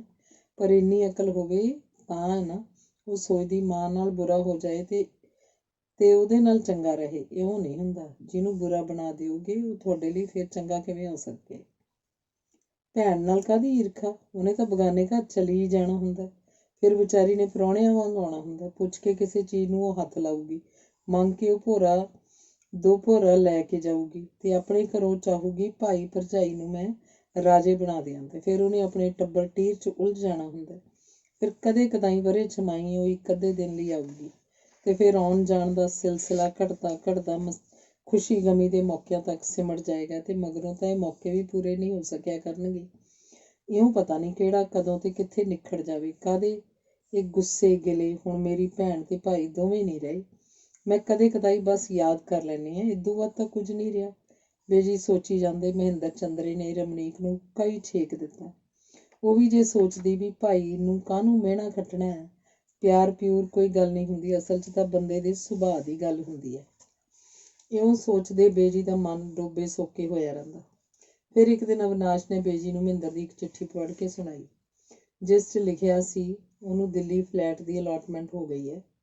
ਪਹਿਲੀ ਕਿਸ਼ਤ ਜੋਗੇ 1.25 ਲੱਖ ਰੁਪਏ ਪ੍ਰੋਵੀਡੈਂਟ ਫੰਡ 'ਚੋਂ ਕਢਾ ਲਏ ਹਨ। ਬਾਕੀ ਦੀਆਂ 3 ਕਿਸ਼ਤਾਂ ਲਈ 3.25 ਲੱਖ ਦਾ ਇੰਤਜ਼ਾਮ ਕਰਨਾ ਪਏਗਾ। ਬੇਜੀ ਤੋਂ ਪੁੱਛ ਲਈ ਕਿਵੇਂ ਕਰਨਾ ਹੈ। ਕੋਠੀ ਦੇ ਅਗਲੀ ਬਗੀਚੀ ਵੇਚ ਦਈਏ ਜਾਂ ਪਿੰਡ ਥੋੜ੍ਹੀ ਜਿਹੀ ਜ਼ਮੀਨ ਵੇਚ ਆਈਏ, ਤੇ ਇਹ ਵੀ ਪੁੱਛ ਲਈ ਘਰੋਂ ਕਿੰਨੇ ਕੁ ਪੈਸਿਆਂ ਦਾ ਇੰਤਜ਼ਾਮ ਹੋ ਜਾਏਗਾ। ਚਿੱਠੀ ਸੁਣਦਿਆਂ ਬੇਜੀ ਨੂੰ ਜਿਵੇਂ ਤਰੇਲੀ ਜੀ ਆ ਗਈ। ਹੁਣ ਜ਼ਮੀਨ ਵੇਚਾਂਗੇ, ਕੀ ਸਿਰ ਮਾਰਨਾ ਸੀ। ਦਿੱਲੀ ਫਲੈਟ, ਲੋਕ ਕੀ ਆਖਣਗੇ, ਚੰਗੀ ਭਲੀ ਇੱਥੇ ਕੋਠੀ ਹੈ। ਬੇਜੀ ਨੇ ਕਿਸੇ ਡੂੰਘੀ ਸੋਚ 'ਚ ਆਖਿਆ, ਫਲੈਟ ਜਿਹੜਾ ਇਹਨਾਂ ਨੂੰ 5 ਲੱਖ 'ਚ ਮਿਲੂਗਾ, ਮਾਰਕੀਟ 'ਚ ਉਹਦਾ ਮੁੱਲ ਘੱਟ ਤੋਂ ਘੱਟ 10 ਲੱਖ ਹੋਊ, ਅਵਿਨਾਸ਼ ਦੱਸ ਰਹੀ ਸੀ। ਬੇਜੀ ਕੌੜ ਕੇ ਉਸ ਵੱਲ ਝਾਕੇ ਤੇ ਬੋਲੇ, ਇਉਂ ਬੰਦਾ ਤਾਂ ਕਦੇ ਰੱਜਦਾ ਹੀ ਨਹੀਂ। ਰੱਬ ਨੇ ਕੀ ਲੁਕੋ ਕੇ ਰੱਖਿਆ ਤੁਹਾਡੇ ਕੋਲੋਂ, ਵੀ ਰੱਬ ਦਾ ਸ਼ੁਕਰ ਕਰੋ। ਬੇਜੀ, ਲੋਕਾਂ ਦਾ ਤਾਂ ਨੰਬਰ ਨਹੀਂ ਆਉਂਦਾ, ਇਹਨਾਂ ਦਾ ਜੇ ਆ ਗਿਆ ਤੇ ਤੁਸੀਂ ਹੋਰ ਹੀ ਗੱਲਾਂ ਕਰਨ ਲੱਗ ਪਏ ਹੋ। ਛੋਟੇ ਸ਼ਹਿਰਾਂ 'ਚ ਰਹਿੰਦੇ ਲੋਕ ਛੋਟੇ ਸ਼ਹਿਰਾਂ ਤੱਕ ਹੀ ਰਹਿ ਜਾਂਦੇ ਨੇ। ਅਵਿਨਾਸ਼ ਬੋਲੀ, ਇਉਂ ਫਿਰ ਜਿਹੜੇ ਪਿੰਡਾਂ 'ਚ ਰਹਿੰਦੇ ਨੇ ਉਹ ਤੁਹਾਡੇ ਭਾਅ ਦੇ ਬੰਦੇ ਹੀ ਨਹੀਂ। ਮੇਰਾ ਮਤਲਬ ਹੈ ਉਹ ਜ਼ਿੰਦਗੀ 'ਚ ਬਹੁਤੀ ਤਰੱਕੀ ਨਹੀਂ ਕਰ ਸਕਦੇ। ਤਰੱਕੀ ਦਾ ਮਤਲਬ ਸਿਰਫ ਪੈਸਾ ਹੁੰਦਾ? ਪੈਸਾ ਤਾਂ ਕੰਜਰਾਂ ਦੇ ਘਰ ਵੀ ਬਥੇਰਾ ਹੁੰਦਾ, ਪੈਸਾ ਥਿਆਂ 'ਚ ਬਥੇਰਾ ਹੁੰਦਾ। ਬੇਜੀ ਖਿਝ ਪਏ। ਤੁਹਾਡੀ ਮਰਜ਼ੀ ਹੈ, ਜਿਵੇਂ ਮਰਜ਼ੀ ਕਰੋ। ਮੈਂ ਤਾਂ ਤੁਹਾਡੇ ਪੁੱਤਰ ਦੀ ਚਿੱਠੀ ਪੜ੍ਹ ਕੇ ਸੁਣਾਉਣੀ ਸੀ, ਸੁਣਾਤੀ, ਆਖ ਅਵਿਨਾਸ਼ ਨੇ ਗੱਲ ਮੁਕਾਤੀ। ਬੇਜੀ ਨੂੰ ਅੱਜ ਰੋਟੀ ਵੀ ਚੰਗੀ ਨਾ ਲੱਗੀ, ਇੱਕ ਹੀ ਫੁਲਕਾ ਖਾ ਕੇ ਬਸ ਕਰ ਗਏ। ਆਥਣ ਗੁਰਦੁਆਰੇ ਕਥਾ ਸੁਣਦਿਆਂ ਵਿੱਚੋਂ ਕਈ ਵਾਰ ਧਿਆਨ ਉਖੜਿਆ। ਪੈਸਿਆਂ ਦੀ ਚਿੰਤਾ ਵੱਡ ਖਾ ਰਹੀ ਸੀ। ਕੀ ਗੱਲ ਭੈਣ ਜੀ, ਅੱਜ ਢਿੱਲੇ ਜਿਹੇ ਲੱਗਦੇ ਹੋ? ਸਫੀਪੁਰੀਆਂ ਦੀ ਮਾਂ ਨੇ ਜਦੋਂ ਪੁੱਛਿਆ ਤਾਂ ਬੇਜੀ ਨੇ ਅੱਖਾਂ ਦੀਆਂ ਭਰ ਕੇ ਆਖਿਆ, ਗਾਹਾਂ ਹੁਣ ਢਿੱਲੇ ਹੀ ਹੋਣਾ। ਲੈ, ਹੁਣੇ ਕਿਤੇ ਤੁਸੀਂ ਬੁੜੇ ਹੋ ਗਏ। ਸਾਡੀ ਮਾਂ ਜੀ 80 ਸਾਲਾਂ ਦੀ ਹੈ, ਅਜੇ ਵੀ ਘੋੜੇ ਵਰਗੀ ਪਈ ਹੈ। ਸਾਲ ਤਾਂ ਨਹੀਂ, ਦੁੱਖ ਬੰਦੇ ਨੂੰ ਬੁੜਾ ਕਰ ਦਿੰਦੇ ਨੇ। ਰਮਨੀਕ ਦੇ ਪਾਪਾ ਜਿਉਂਦੇ ਜੀ ਸੀ ਤਾਂ ਮੈਨੂੰ ਉੱਕਾ ਕੋਈ ਫਿਕਰ ਨਹੀਂ ਸੀ। ਜੀ ਬੁਰਾ ਕਾਹਨੂੰ ਕਰਦੇ ਹੋ, ਉਹ ਕਿਹੜਾ ਆਪਣੀ ਮਰਜ਼ੀ ਨਾਲ ਗਏ ਨੇ। ਉਸ ਡਾਢੇ ਮੂਹਰੇ ਕਿਹਦਾ ਜ਼ੋਰ ਹੈ। ਉਹ ਰਮਣੀਕ ਆਪਣੇ ਘਰ ਰਾਜੀ ਖੁਸ਼ੀ ਤਾਂ ਹੈ। ਕੀ ਪਤਾ, ਬੇਜੀ ਨੇ ਖੁਸ਼ਕ ਜਿਹਾ ਜਵਾਬ ਦਿੱਤਾ। ਆਪਾਂ ਪਿਛਲੇ ਲੋਕ ਉਹੀ ਇਹਨਾਂ ਗੱਲਾਂ ਨੂੰ ਲੈ ਕੇ ਬਹਿ ਜਾਂਦੇ ਹਾਂ। ਅੱਜ ਕੱਲ੍ਹ ਤਾਂ ਇਹ ਗੱਲ ਆਮ ਜੀ ਹੈ ਵੀ ਜਿੱਥੇ ਮੁੰਡਾ ਕੁੜੀ ਆਖਣ ਕਰ ਦਿਓ। ਹੁਣ ਤਾਂ ਸਗੋਂ ਮਾਪੇ ਕੁਛ ਦੇਣ ਲੈਣ ਦੇ ਮਾਰੇ ਆਪੇ ਕੁੜੀਆਂ ਨੂੰ ਆਖ ਦਿੰਦੇ ਨੇ, ਬਈ ਕੋਈ ਥਿਆਉਂਦਾ ਤਾਂ ਲੱਭ ਲੈ। ਸਫੀਪੁਰੀਆਂ ਦੀ ਮਾਂ ਆਖ ਰਹੀ ਸੀ। ਬੇਜੀ ਨੇ ਸਭ ਗੱਲਾਂ ਅਣਸੁਣੀਆਂ ਜਿਹੀਆਂ ਕਰਕੇ ਗਾਂਹ ਕਦਮ ਪੁੱਟ ਲਏ। ਅੱਜ ਕਿੰਨਾ ਹੀ ਚਿਰ ਉਸ ਸਰੋਵਰ ਦੇ ਕੰਢੇ ਬੈਠੇ ਪਾਠ ਕਰਦੇ ਰਹੇ। ਘਰ ਪਰਤਦਿਆਂ ਰਾਹ 'ਚ ਉਹਨਾਂ ਨੇ ਇੱਕ ਥਾਂ ਤੋਂ ਰਮਨੀਕ ਨੂੰ ਟੈਲੀਫੋਨ ਕਰਵਾਇਆ ਕਿ ਕੱਲ੍ਹ ਨੂੰ 2:30 ਵਜੇ ਉਹ ਕਿਲ੍ਹੇ ਕੋਲ ਦੇ ਬੈਂਕ 'ਚ ਆ ਜਾਵੇ। ਅਗਲੇ ਦਿਨ ਉਹ 1 ਵਜੇ ਹੀ ਬੈਂਕ ਪਹੁੰਚ ਗਏ। ਸੇਫ ਖੋਲ੍ਹਿਆ, ਸਾਰੇ ਡੱਬੇ ਖੋਲ੍ਹ ਕੇ ਚੀਜ਼ਾਂ ਦੇਖੀਆਂ। ਕੁਝ ਗਹਿਣੇ ਉਹਨਾਂ ਨੇ ਇੱਕ ਡੱਬੇ 'ਚ ਪਾ ਲਏ। 40-50 ਮੋਹਰਾਂ ਤੇ 2 ਜੋੜੀਆਂ ਕੜਿਆਂ ਦੀਆਂ ਉਹਨਾਂ ਨੇ ਅੱਡ ਬੰਨ੍ਹ ਲਏ। ਸੇਫ ਉਸੇ ਤਰ੍ਹਾਂ ਬੰਦ ਕਰਤਾ। ਚੀਜ਼ਾਂ ਨਿੱਕੇ ਜਿਹੇ ਬੈਗ 'ਚ ਪਾ ਕੇ ਉਹ ਸਾਹਮਣੇ ਜੋਤੀ ਪ੍ਰਸਾਦ ਸੁਨਿਆਰ ਦੀ ਦੁਕਾਨ 'ਚ ਬੈਠ ਕੇ ਰਮਨੀਕ ਨੂੰ ਉਡੀਕਣ ਲੱਗੇ। 2 ਵਜੇ ਰਮਨੀਕ ਪਹੁੰਚ ਗਈ। ਗਹਿਣਿਆਂ ਵਾਲਾ ਡੱਬਾ ਉਹਨੂੰ ਫੜਾ ਕੇ ਬੇਜੀ ਨੇ ਆਖਿਆ, ਇਹ ਤੇਰਾ ਹਿੱਸਾ ਸੀ, ਆਪਣਾ ਲੈ ਜਾ। ਨਹੀਂ ਬੇਜੀ, ਰਹਿਣ ਦਿਓ, ਮੈਨੂੰ ਕੁਝ ਨਹੀਂ ਚਾਹੀਦਾ, ਰਮਨੀਕ ਨੇ ਡੱਬਾ ਵਾਪਸ ਰੱਖਦਿਆਂ ਆਖਿਆ। ਮੇਰਾ ਕੀ ਪਤਾ ਕਿੰਨਾ ਕੁ ਚਿਰ ਆ, ਇਹ ਤੇਰੀ ਅਮਾਨਤ ਹੈ, ਬੇਜੀ ਨੇ ਡੱਬਾ ਵਾਪਸ ਫੜਾ ਕੇ ਆਖਿਆ। ਰਮਨੀਕ ਨੇ ਡੱਬਾ ਖੋਲ੍ਹ ਕੇ ਦੇਖਿਆ। ਜਿੰਨੇ ਗਹਿਣੇ ਅਵਿਨਾਸ਼ ਨੂੰ ਵਿਆਹ ਵੇਲੇ ਪਾਏ ਸਨ, ਸਭ ਦੇ ਨਾਲ ਦੇ ਡੱਬੇ 'ਚ ਰੱਖੇ ਹੋਏ ਸਨ। ਇੱਕ ਹੋਰ ਤੇਰਾ ਕਾਗਜ਼ ਹੈ, ਆਖਦਿਆਂ ਬੇਜੀ ਨੇ ਇੱਕ ਸਰਟੀਫਿਕੇਟ ਰਮਨੀਕ ਨੂੰ ਫੜਾਇਆ, ਜਿਹਦੀ ਕਦੋਂ ਦੀ ਮਿਆਦ ਪੂਰੀ ਹੋ ਚੁੱਕੀ ਸੀ, ਪਰ ਜਿਹਦੇ ਪੈਸੇ ਕਢਵਾਏ ਨਹੀਂ ਸੀ ਗਏ। ਇਹ ਪੈਸੇ ਰਮਨੀਕ ਦੇ ਨਾਮ ਉਹਦੇ ਪਾਪਾ ਨੇ ਕਿਤੇ ਜਮ੍ਹਾਂ ਕਰਵਾਏ ਸਨ, ਜਿਹੜੇ ਉਹਨਾਂ ਦਾ ਖਿਆਲ ਸੀ ਵਿਆਹ ਵੇਲੇ ਨੂੰ ਕਾਫੀ ਹੋ ਜਾਣਗੇ। ਉਹ ਪੈਸੇ ਸਿਰਫ ਰਮਨੀਕ ਕਢਾ ਸਕਦੀ ਸੀ। ਆਖੋ ਤਾਂ ਪੈਸੇ ਕਢਵਾ ਕੇ ਤੁਹਾਨੂੰ ਦੇ ਦਿਆਂ, ਮਹਿੰਦਰ ਦੇ ਕਿਸੇ ਕੰਮ ਆ ਜਾਣਗੇ। ਰਮਨੀਕ ਨੇ ਸਰਟੀਫਿਕੇਟ ਵੱਲ ਤੱਕਦਿਆਂ ਬੇਜੀ ਤੋਂ ਪੁੱਛਿਆ। ਮੈਂ ਕਾਹਨੂੰ ਅਗੰਤ ਨੂੰ ਰੱਸੇ ਵੱਟਣੇ ਨੇ, ਨਾਲੇ ਰੱਬ ਉਹਨੂੰ ਕਾਹਨੂੰ ਕਿਸੇ ਦਾ ਹੱਕ ਦਵਾਏ। ਪਰ ਇੱਕ ਗੱਲ ਤੈਨੂੰ ਆਖਾਂ, ਸਾਂਭ ਕੇ ਰੱਖੀ, ਤੇਰੇ ਕਿਸੇ ਵੇਲੇ ਕੰਮ ਆਉਣਗੇ। ਕਿਸੇ ਨੂੰ ਦੱਸੀ ਵੀ ਨਾ, ਅਗਲੇ ਉਧਾਰੇ ਹੀ ਮੰਗ ਲੈਂਦੇ ਹੁੰਦੇ ਨੇ, ਫਿਰ ਜਵਾਬ ਦੇਣਾ ਔਖਾ ਹੋ ਜਾਂਦਾ। ਤੁਸੀਂ ਅਜੇ ਵੀ ਮੈਨੂੰ ਬੱਚੀ ਸਮਝਦੇ ਰਹਿੰਦੇ ਹੋ, ਰਮਨੀਕ ਨੇ ਹੱਸ ਕੇ ਆਖਿਆ। ਨਹੀਂ, ਦੁਨੀਆ ਦਾ ਤੈਨੂੰ ਪਤਾ ਨਹੀਂ। ਹੁਣ ਨਾਲੇ ਸਾਂਭ ਕੇ ਜਾਈਂ। 4 ਵਜੇ ਦੀ ਗੱਡੀ ਫੜੇਂਗੀ ਤਾਂ ਵੀ ਰਾਤ ਨੂੰ 9 ਵਜੇ ਦਿੱਲੀ ਪਹੁੰਚੇਂਗੀ। ਹਨੇਰਾ ਹੀ ਹੋ ਜਾਂਦਾ, ਬੇਜੀ ਨੇ ਫਿਕਰਮੰਦ ਹੋ ਕੇ ਆਖਿਆ। ਕਿਸੇ ਨੂੰ ਕੀ ਪਤਾ ਮੇਰੇ ਪਰਸ 'ਚ ਕੀ ਹੈ, ਨਾਲੇ ਦਿੱਲੀ 'ਚ ਤਾਂ ਸਾਰੀ ਰਾਤ ਹੀ ਲੋਕ ਤੁਰੇ ਫਿਰੇ ਰਹਿੰਦੇ ਨੇ। ਬਾਕੀ ਮੈਂ ਟੈਕਸੀ ਨਹੀਂ ਲਊਂਗੀ, ਸਕੂਟਰ ਰਿਕਸ਼ੇ 'ਤੇ ਚਲੀ ਜਾਊਂਗੀ। ਚੰਗਾ, ਫਿਰ ਤੂੰ ਚੱਲ, ਪਹਿਲਾਂ ਹੀ ਪਹੁੰਚਣਾ ਚਾਹੀਦਾ ਗੱਡੀ ਆਉਣ ਤੋਂ, ਬੇਜੀ ਨੇ ਆਖਿਆ ਤੇ ਰਮਨੀਕ ਚਲੀ ਗਈ। ਮਗਰੋਂ ਕੁਰਸੀ ਉੱਪਰ ਬੈਠ ਕੇ ਬੇਜੀ ਨੇ ਮੋਹਰਾਂ ਤੇ ਕੜਿਆਂ ਦੀਆਂ ਜੋੜੀਆਂ ਕੱਢ ਕੇ ਜੋਤੀ ਪ੍ਰਸਾਦ ਨੂੰ ਫੜਾ ਕੇ ਕੀਮਤ ਲਾ ਦੇਣ ਲਈ ਆਖਿਆ। ਇਹ ਨੇ ਅਸਲੀ ਪੌਂਡ, ਮਲਕਾ ਦੀ ਤਸਵੀਰ ਵਾਲੇ, ਜੋਤੀ ਪ੍ਰਸਾਦ ਨੇ ਗਿਣਦਿਆਂ ਦੱਸਿਆ। ਫਿਰ ਕੜਿਆਂ ਨੂੰ ਵੱਟੀ ਜੀ ਉੱਪਰ ਘਸਾ ਕੇ ਦੇਖਿਆ, ਮਗਰੋਂ ਵਜ਼ਨ ਕੀਤਾ। ਇਹ ਨੇ 51 ਪੌਂਡ ਤੇ 22 ਤੋਲੇ ਦੇ ਕੜੇ। ਕਾਟ-ਕੁੱਟ ਕੱਟ ਕੇ 88,000 ਦੇ ਕੜੇ ਬਣੇ ਅਤੇ 1,50,000 ਕੇ ਪੌਂਡ। ਜੋਤੀ ਪ੍ਰਸਾਦ ਨੇ ਹਿਸਾਬ ਕਰਕੇ ਦੱਸਿਆ। ਇਹ 1,50,000 ਤਾਂ 50 ਪੌਂਡਾਂ ਦੇ ਹੋ ਗਏ। ਤੇ ਇੱਕ ਉੱਪਰ ਹੈ, ਬੇਜੀ ਨੇ ਪੁੱਛਿਆ। ਕੁਛ ਹਮਾਂ ਨੂੰ ਵੀ तो बचना चाहिए बेजी। 1.5 लाख के सौदे में से सिर्फ 3,000 मिला, सिर्फ 2% तो हुआ। ज्योति प्रसाद ने दलील दी। सारे किन्ने पैसे हुए? 2,38,000। चल फड़ा, नवीं गठियां दई, बेजी ने काले पैंदे आख्या। ज्योति प्रसाद का लड़का बैंक जाके 500 के नोटां दी नवीं गठियां लै आया। ज्योति प्रसाद ने गिन के बेजी के बैग च पाउंदे आख्या, आपकी पुरानी दुकान है, सभी बड़े घरों से हमारा लेन देन चलता है, सरदार साहब तो और किसी दुकान पर जाते ही नहीं थे। चांदी का की भाव है? बेजी ने ਉਹਦੀ ਗੱਲ ਵੱਲ ਧਿਆਨ ਨਾ ਦੇ ਕੇ ਪੁੱਛਿਆ। 60 रुपए तोला। पुराने बर्तन देने हैं हों, बदलने हों, सब कर देंगे। बच्चों को तो अब कोई चीज़ें ही पसंद है, ज्योति प्रसाद ने आख्या। सियाना सराफ सब गल्लां समझदा सी। घर आके बेजी ने पैसे संभाल के अलमारी 'ਚ ਰੱਖ ਦਿੱਤੇ, ਪਰ ਸਾਰੀ ਰਾਤ ਉਹਨਾਂ ਨੂੰ ਨੀਂਦ ਨਾ ਆਈ। ਅਗਲੇ ਦਿਨ ਉਹਨਾਂ ਨੇ ਵੱਡੀ ਪੇਟੀ ਦੇ ਕੱਪੜੇ ਕਢਵਾਏ ਤੇ ਹੇਠਾਂ ਤੋਂ ਇੱਕ ਟਰੰਕ ਬਾਹਰ ਕੱਢਿਆ। ਸਾਰਾ ਚਾਂਦੀ ਦੇ ਭਾਂਡਿਆਂ ਦਾ ਭਰਿਆ ਸੀ। ਵੱਡੇ ਵੱਡੇ ਥਾਲ, ਗਲਾਸ, ਕੌਲੀਆਂ, ਚਮਚੇ, ਟੀ ਸੈੱਟ, ਲੈਮਨ ਸੈੱਟ, ਧੂਫਦਾਨ, ਫੁੱਲਦਾਨ, ਅਨੇਕਾਂ ਹੀ ਚੀਜ਼ਾਂ ਸਨ। ਬੇਜੀ ਨੇ ਟੀ ਸੈੱਟ ਤੇ ਲੈਮਨ ਸੈੱਟ ਨੂੰ ਛੱਡ ਕੇ ਬਾਕੀ ਸਾਰੇ ਭਾਂਡੇ ਬਹਾਦਰ ਤੋਂ ਇੱਕ ਥੈਲੇ 'ਚ ਪਵਾ ਲਏ। ਅਵਿਨਾਸ਼ ਨੂੰ ਲੈ ਕੇ ਉਹ ਜੋਤੀ ਪ੍ਰਸਾਦ ਦੀ ਦੁਕਾਨ ਤੇ ਆ ਕੇ ਇਹ ਆਖ ਕੇ ਦੇ ਆਈ ਕਿ ਜਵਾਕਾਂ ਨੇ ਦਿੱਲੀ ਤੋਂ ਨਵੇਂ ਡਿਜ਼ਾਈਨ ਦੇ ਖਰੀਦਣੇ ਨੇ। ਹਮ ਮੰਗਵਾ ਦੇਂਗੇ ਜੈਸੇ ਕਹੋਗੇ, ਜੋਤੀ ਪ੍ਰਸਾਦ ਨੇ ਆਖਿਆ। ਪਰ ਜਦੋਂ ਉਹਦੀ ਗੱਲ ਗੋਲੀ ਨਾ ਗਈ, ਉਹਨੇ ਹਿਸਾਬ ਲਾ ਕੇ ਗਿਣ ਕੇ 62,000 ਰੁਪਏ ਫੜਾਤੇ। ਘਰ ਆ ਕੇ ਬੇਜੀ ਨੇ ਸਾਰਾ ਹਿਸਾਬ ਜੋੜਿਆ। ਅਜੇ ਵੀ ਰੁਪਏ 3 ਲੱਖ ਹੀ ਬਣੇ ਸਨ। 75,000 ਅਜੇ ਵੀ ਘਟਦੇ ਸਨ। ਸਾਰੇ ਖੱਲ ਖੂੰਜੇ ਫਰੋਲ ਕੇ 15,000 ਰੁਪਏ ਹੋਰ ਨਿਕਲੇ। 60,000 ਅਜੇ ਹੋਰ ਚਾਹੀਦੇ ਸਨ। ਬੇਜੀ ਦੀ ਜਿਵੇਂ ਜਾਨ ਘਟ ਜਾਂਦੀ ਸੀ। ਇੰਨੇ ਪੈਸੇ ਕਿਸੇ ਭੈਣ ਭਾਈ ਤੋਂ ਉਧਾਰੇ ਵੀ ਨਹੀਂ ਸੀ ਮੰਗੇ ਜਾ ਸਕਦੇ। ਅਗਲੇ ਦਿਨ ਉਹ ਪਿੰਡ ਨੂੰ ਗਏ। ਅੰਗ 13ਵਾਂ। ਬੇਜੀ ਪਿੰਡ ਪਹੁੰਚੇ ਤਾਂ ਆਂਢ ਗੁਆਂਢ ਨੂੰ ਜਿਵੇਂ ਚਾਅ ਚੜ੍ਹ ਗਿਆ। ਕੋਈ ਦੁੱਧ ਦੀ ਗੜਵੀ ਲਈ ਆਵੇ, ਕੋਈ ਖੋਏ ਦੀ ਬਾਟੀ, ਕਿਸੇ ਨੇ ਮੰਜਾ ਡਾਹਤਾ, ਕਿਸੇ ਨੇ ਉੱਪਰ ਚਾਦਰ ਵਿਛਾਤੀ। ਹਰ ਕੋਈ ਬੇਜੀ ਦੇ ਪੈਰੀਂ ਹੱਥ ਲਾਵੇ। ਬੇਜੀ ਅਸੀਸਾਂ ਵੀ ਦੇਣ ਤੇ ਹਾਲ ਚਾਲ ਵੀ ਪੁੱਛਣ। ਧਨਕੁਰ ਬੇਜੀ ਨੂੰ ਮੱਥਾ ਟੇਕ ਕੇ ਮੰਜੇ ਦੇ ਕੋਲ ਭੂੰਜੀ ਬੈਠ ਕੇ ਰੋਣ ਲੱਗ ਪਈ। ਧਨਕੁਰੇ, ਕੁੜੇ ਕੀ ਹੋ ਗਿਆ? ਨਾ ਰੋ ਮੇਰੀ ਧੀ, ਆਪਾਂ ਗੱਲਾਂ ਕਰਦੇ ਆਂ ਬਸ, ਬੇਜੀ ਨੇ ਧਨਕੁਰ ਦਾ ਮੋਢਾ ਹਿਲਾਉਣ ਕੇ ਆਖਿਆ। ਧਨਕੁਰ ਦੀ ਕੀ ਪੁੱਛਦੇ ਹੋ ਬੇਬੇ ਜੀ? ਮੁੰਡਾ ਬਹੂ ਨਾਲ ਲੜ ਕੇ ਕਣਕ ਚ ਪਾਉਣ ਵਾਲੀ ਦਵਾਈ ਪੀ ਕੇ ਮਰ ਗਿਆ, ਪੱਟ ਕੇ ਵਗਾ ਗਿਆ ਦੋਹਾਂ ਜਹਾਨਾਂ ਤੋਂ। ਧਨਕੁਰ ਦੀ ਥਾਂ ਨਿਹਾਲ ਕੌਰ ਨੇ ਜਵਾਬ ਦਿੱਤਾ। ਬੇਬੇ ਜੀ ਤਾਂ ਸਾਨੂੰ ਊਈਂ ਭੁੱਲ ਗਈ। ਮੱਥਾ ਟੇਕ ਕੇ ਪਰਾਂ ਬੈਠਦਾ ਹੋਇਆ ਭਗਤੂ ਬੋਲਿਆ। ਰਾਜੀ ਤਾਂ ਹੈ ਭਗਤੂ? ਹੋਰ ਬਾਲ ਬੱਚੇ ਦਾ ਕੀ ਹਾਲ ਹੈ? ਸੁਣਿਆ ਨਹੀਂ ਬੇਬੇ ਜੀ? ਅਖੇ ਧੀ ਕੋ ਜਮਾਈ ਲੈ ਗਏ, ਬਹੂ ਲੈ ਗਈ ਪੂਤ, ਹਮ ਰਹੇ ਊਤ ਕੇ ਊਤ।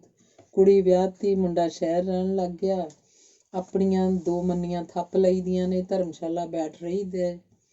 ਬਹੁਤਾ ਕੀਤਾ ਗੁਰਦੁਆਰੇ ਗੇੜਾ ਮਾਰ ਆਏ। ਬਈ ਸਹੁਰਾ ਰੱਬ ਇੱਥੇ ਵਰਗੀ ਗਾਹਾਂ ਤਾਂ ਨਾ ਕਰੇ। ਮੇਰੇ ਤੋਂ ਪਹਿਲਾਂ ਭਾਗਵੰਤੀ ਨੂੰ ਰੱਬ ਲੈ ਤਾਂ ਗਿਆ, ਆਪਣੇ ਕੋਲ ਹੀ ਰੱਖੇ ਜਦੋਂ ਤਾਈਂ ਮੈਂ ਨਹੀਂ ਜਾਂਦਾ। ਜੇ ਕਿਤੇ ਮੇਰੇ ਤੋਂ ਪਹਿਲਾਂ ਜੰਪੀ, ਪਹਿਲਾਂ ਹੀ ਕੋਈ ਵਿਆਹ ਕੇ ਲੈ ਜੂ, ਮੈਂ ਤਾਂ ਰਹਿ ਜਾਊਂ ਛੜੇ ਦਾ ਛੜਾ। ਭਗਤੂ ਨੇ ਆਪਣੀ ਧੌਲੀ ਦਾੜੀ ਉੱਤੇ ਹੱਥ ਫੇਰ ਕੇ ਹੱਸ ਕੇ ਆਖਿਆ। ਭਗਤੂ ਤੇਰੀਆਂ ਉਹੀ ਗੱਲਾਂ ਰਹੀਆਂ, ਬੁੜਾ ਹੋ ਗਿਆ। ਬੇਜੀ ਨੇ ਵੀ ਹੱਸ ਕੇ ਆਖਿਆ।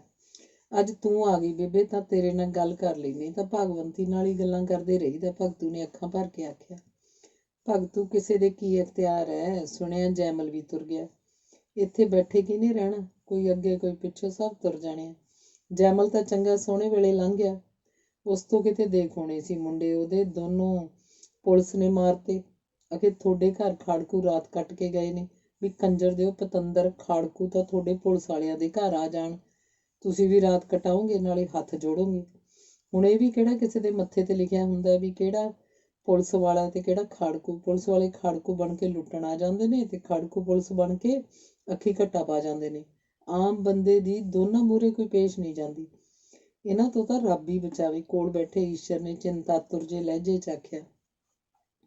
ਤੈਨੂੰ ਤਾਂ ਪਤਾ ਹੀ ਹੈ ਬੇਬੇ ਜੀ, ਇਹ ਸਭ ਗੌਰਮੈਂਟ ਦੀਆਂ ਆਪਣੀਆਂ ਖੇਡਾਂ ਨੇ। ਅਖੇ ਜੀ ਚੰਡੀਗੜ੍ਹ ਦਾ ਰੌਲਾ ਹੈ ਵੀ ਕੋਈ ਪੁੱਛੇ ਸਹੁਰਿਓ, ਪੰਜਾਬ ਕੋਈ ਚੰਡੀਗੜ੍ਹ ਨੂੰ ਹਿੰਦੁਸਤਾਨ ਤੋਂ ਬਾਹਰ ਲੈ ਜੂ ਚੱਕ ਕੇ। ਹਜ਼ਾਰਾਂ ਮੁੰਡੇ ਮਰਵਾਤੇ ਕੰਜਰਾਂ ਲੀਡਰਾਂ ਨੇ, ਆਪ ਕੋਈ ਨਹੀਂ ਮਰਿਆ। ਇੰਦਰਾ ਨੇ ਅੰਮ੍ਰਿਤਸਰ ਗੁਰਦੁਆਰੇ ਤੇ ਫੌਜਾਂ ਚੜ੍ਹਾਤੀਆਂ। ਬੰਦਾ ਰੱਬ ਨੂੰ ਭੁੱਲ ਜਾਂਦਾ। ਦੇਖ ਲਓ ਫਿਰ, ਸਾਰੇ ਖਾਨਦਾਨ ਦੀ ਸਾਫ਼ ਵਲੇਟੀ ਗਈ। ਹੋਰ ਸੁਣਾ, ਮਹਿੰਦਰ ਸਿੰਘ ਦਾ ਕੀ ਹਾਲ ਹੈ? ਹੁਣ ਤਾਂ ਖਾਸਾ ਬੜਾ ਅਫਸਰ ਹੋਊ।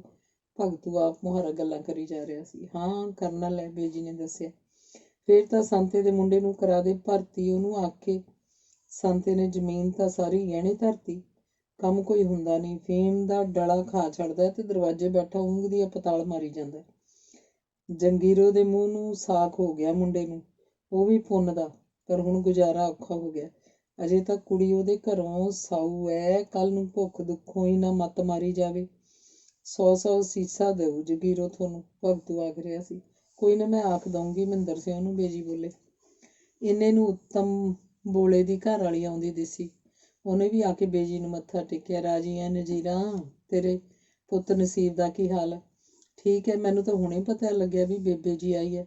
ਹੋਰ ਸਭ ਬਾਲ ਬੱਚਾ ਤਾਂ ਰਾਜੀ ਹੈ? ਮਹਿੰਦਰ ਸਿੰਘ ਤੇ ਬਹੂ ਨੂੰ ਲੈ ਕੇ ਆਉਣਾ ਸੀ ਨਾਲ। ਕਦੇ ਤਾਂ ਆਪਣੇ ਨਗਰ ਖੇੜੇ ਪੈਰ ਪਾਉਣ ਮੇਰੇ ਭਾਣੇ, ਉਹ ਤਾਂ ਕਦੇ ਸ਼ਹੀਦਾਂ ਦੇ ਮੱਥਾ ਟੇਕਣ ਵੀ ਨਾ ਆਏ। ਤੇਰੇ ਕਰਕੇ ਭਾਵੇਂ ਮਿਹਰ ਹੋਵੇ, ਨਹੀਂ ਸ਼ਹੀਦ ਤਾਂ ਬੜੇ ਕਰੜੇ ਨੇ। ਜੇ ਕੋਈ ਦਿਨ ਸੁੱਧ ਨੂੰ ਮੱਥਾ ਟੇਕਣ ਨਾ ਆਵੇ, ਝੱਟ ਗੁੰਨ ਲੈਂਦੇ ਨੇ।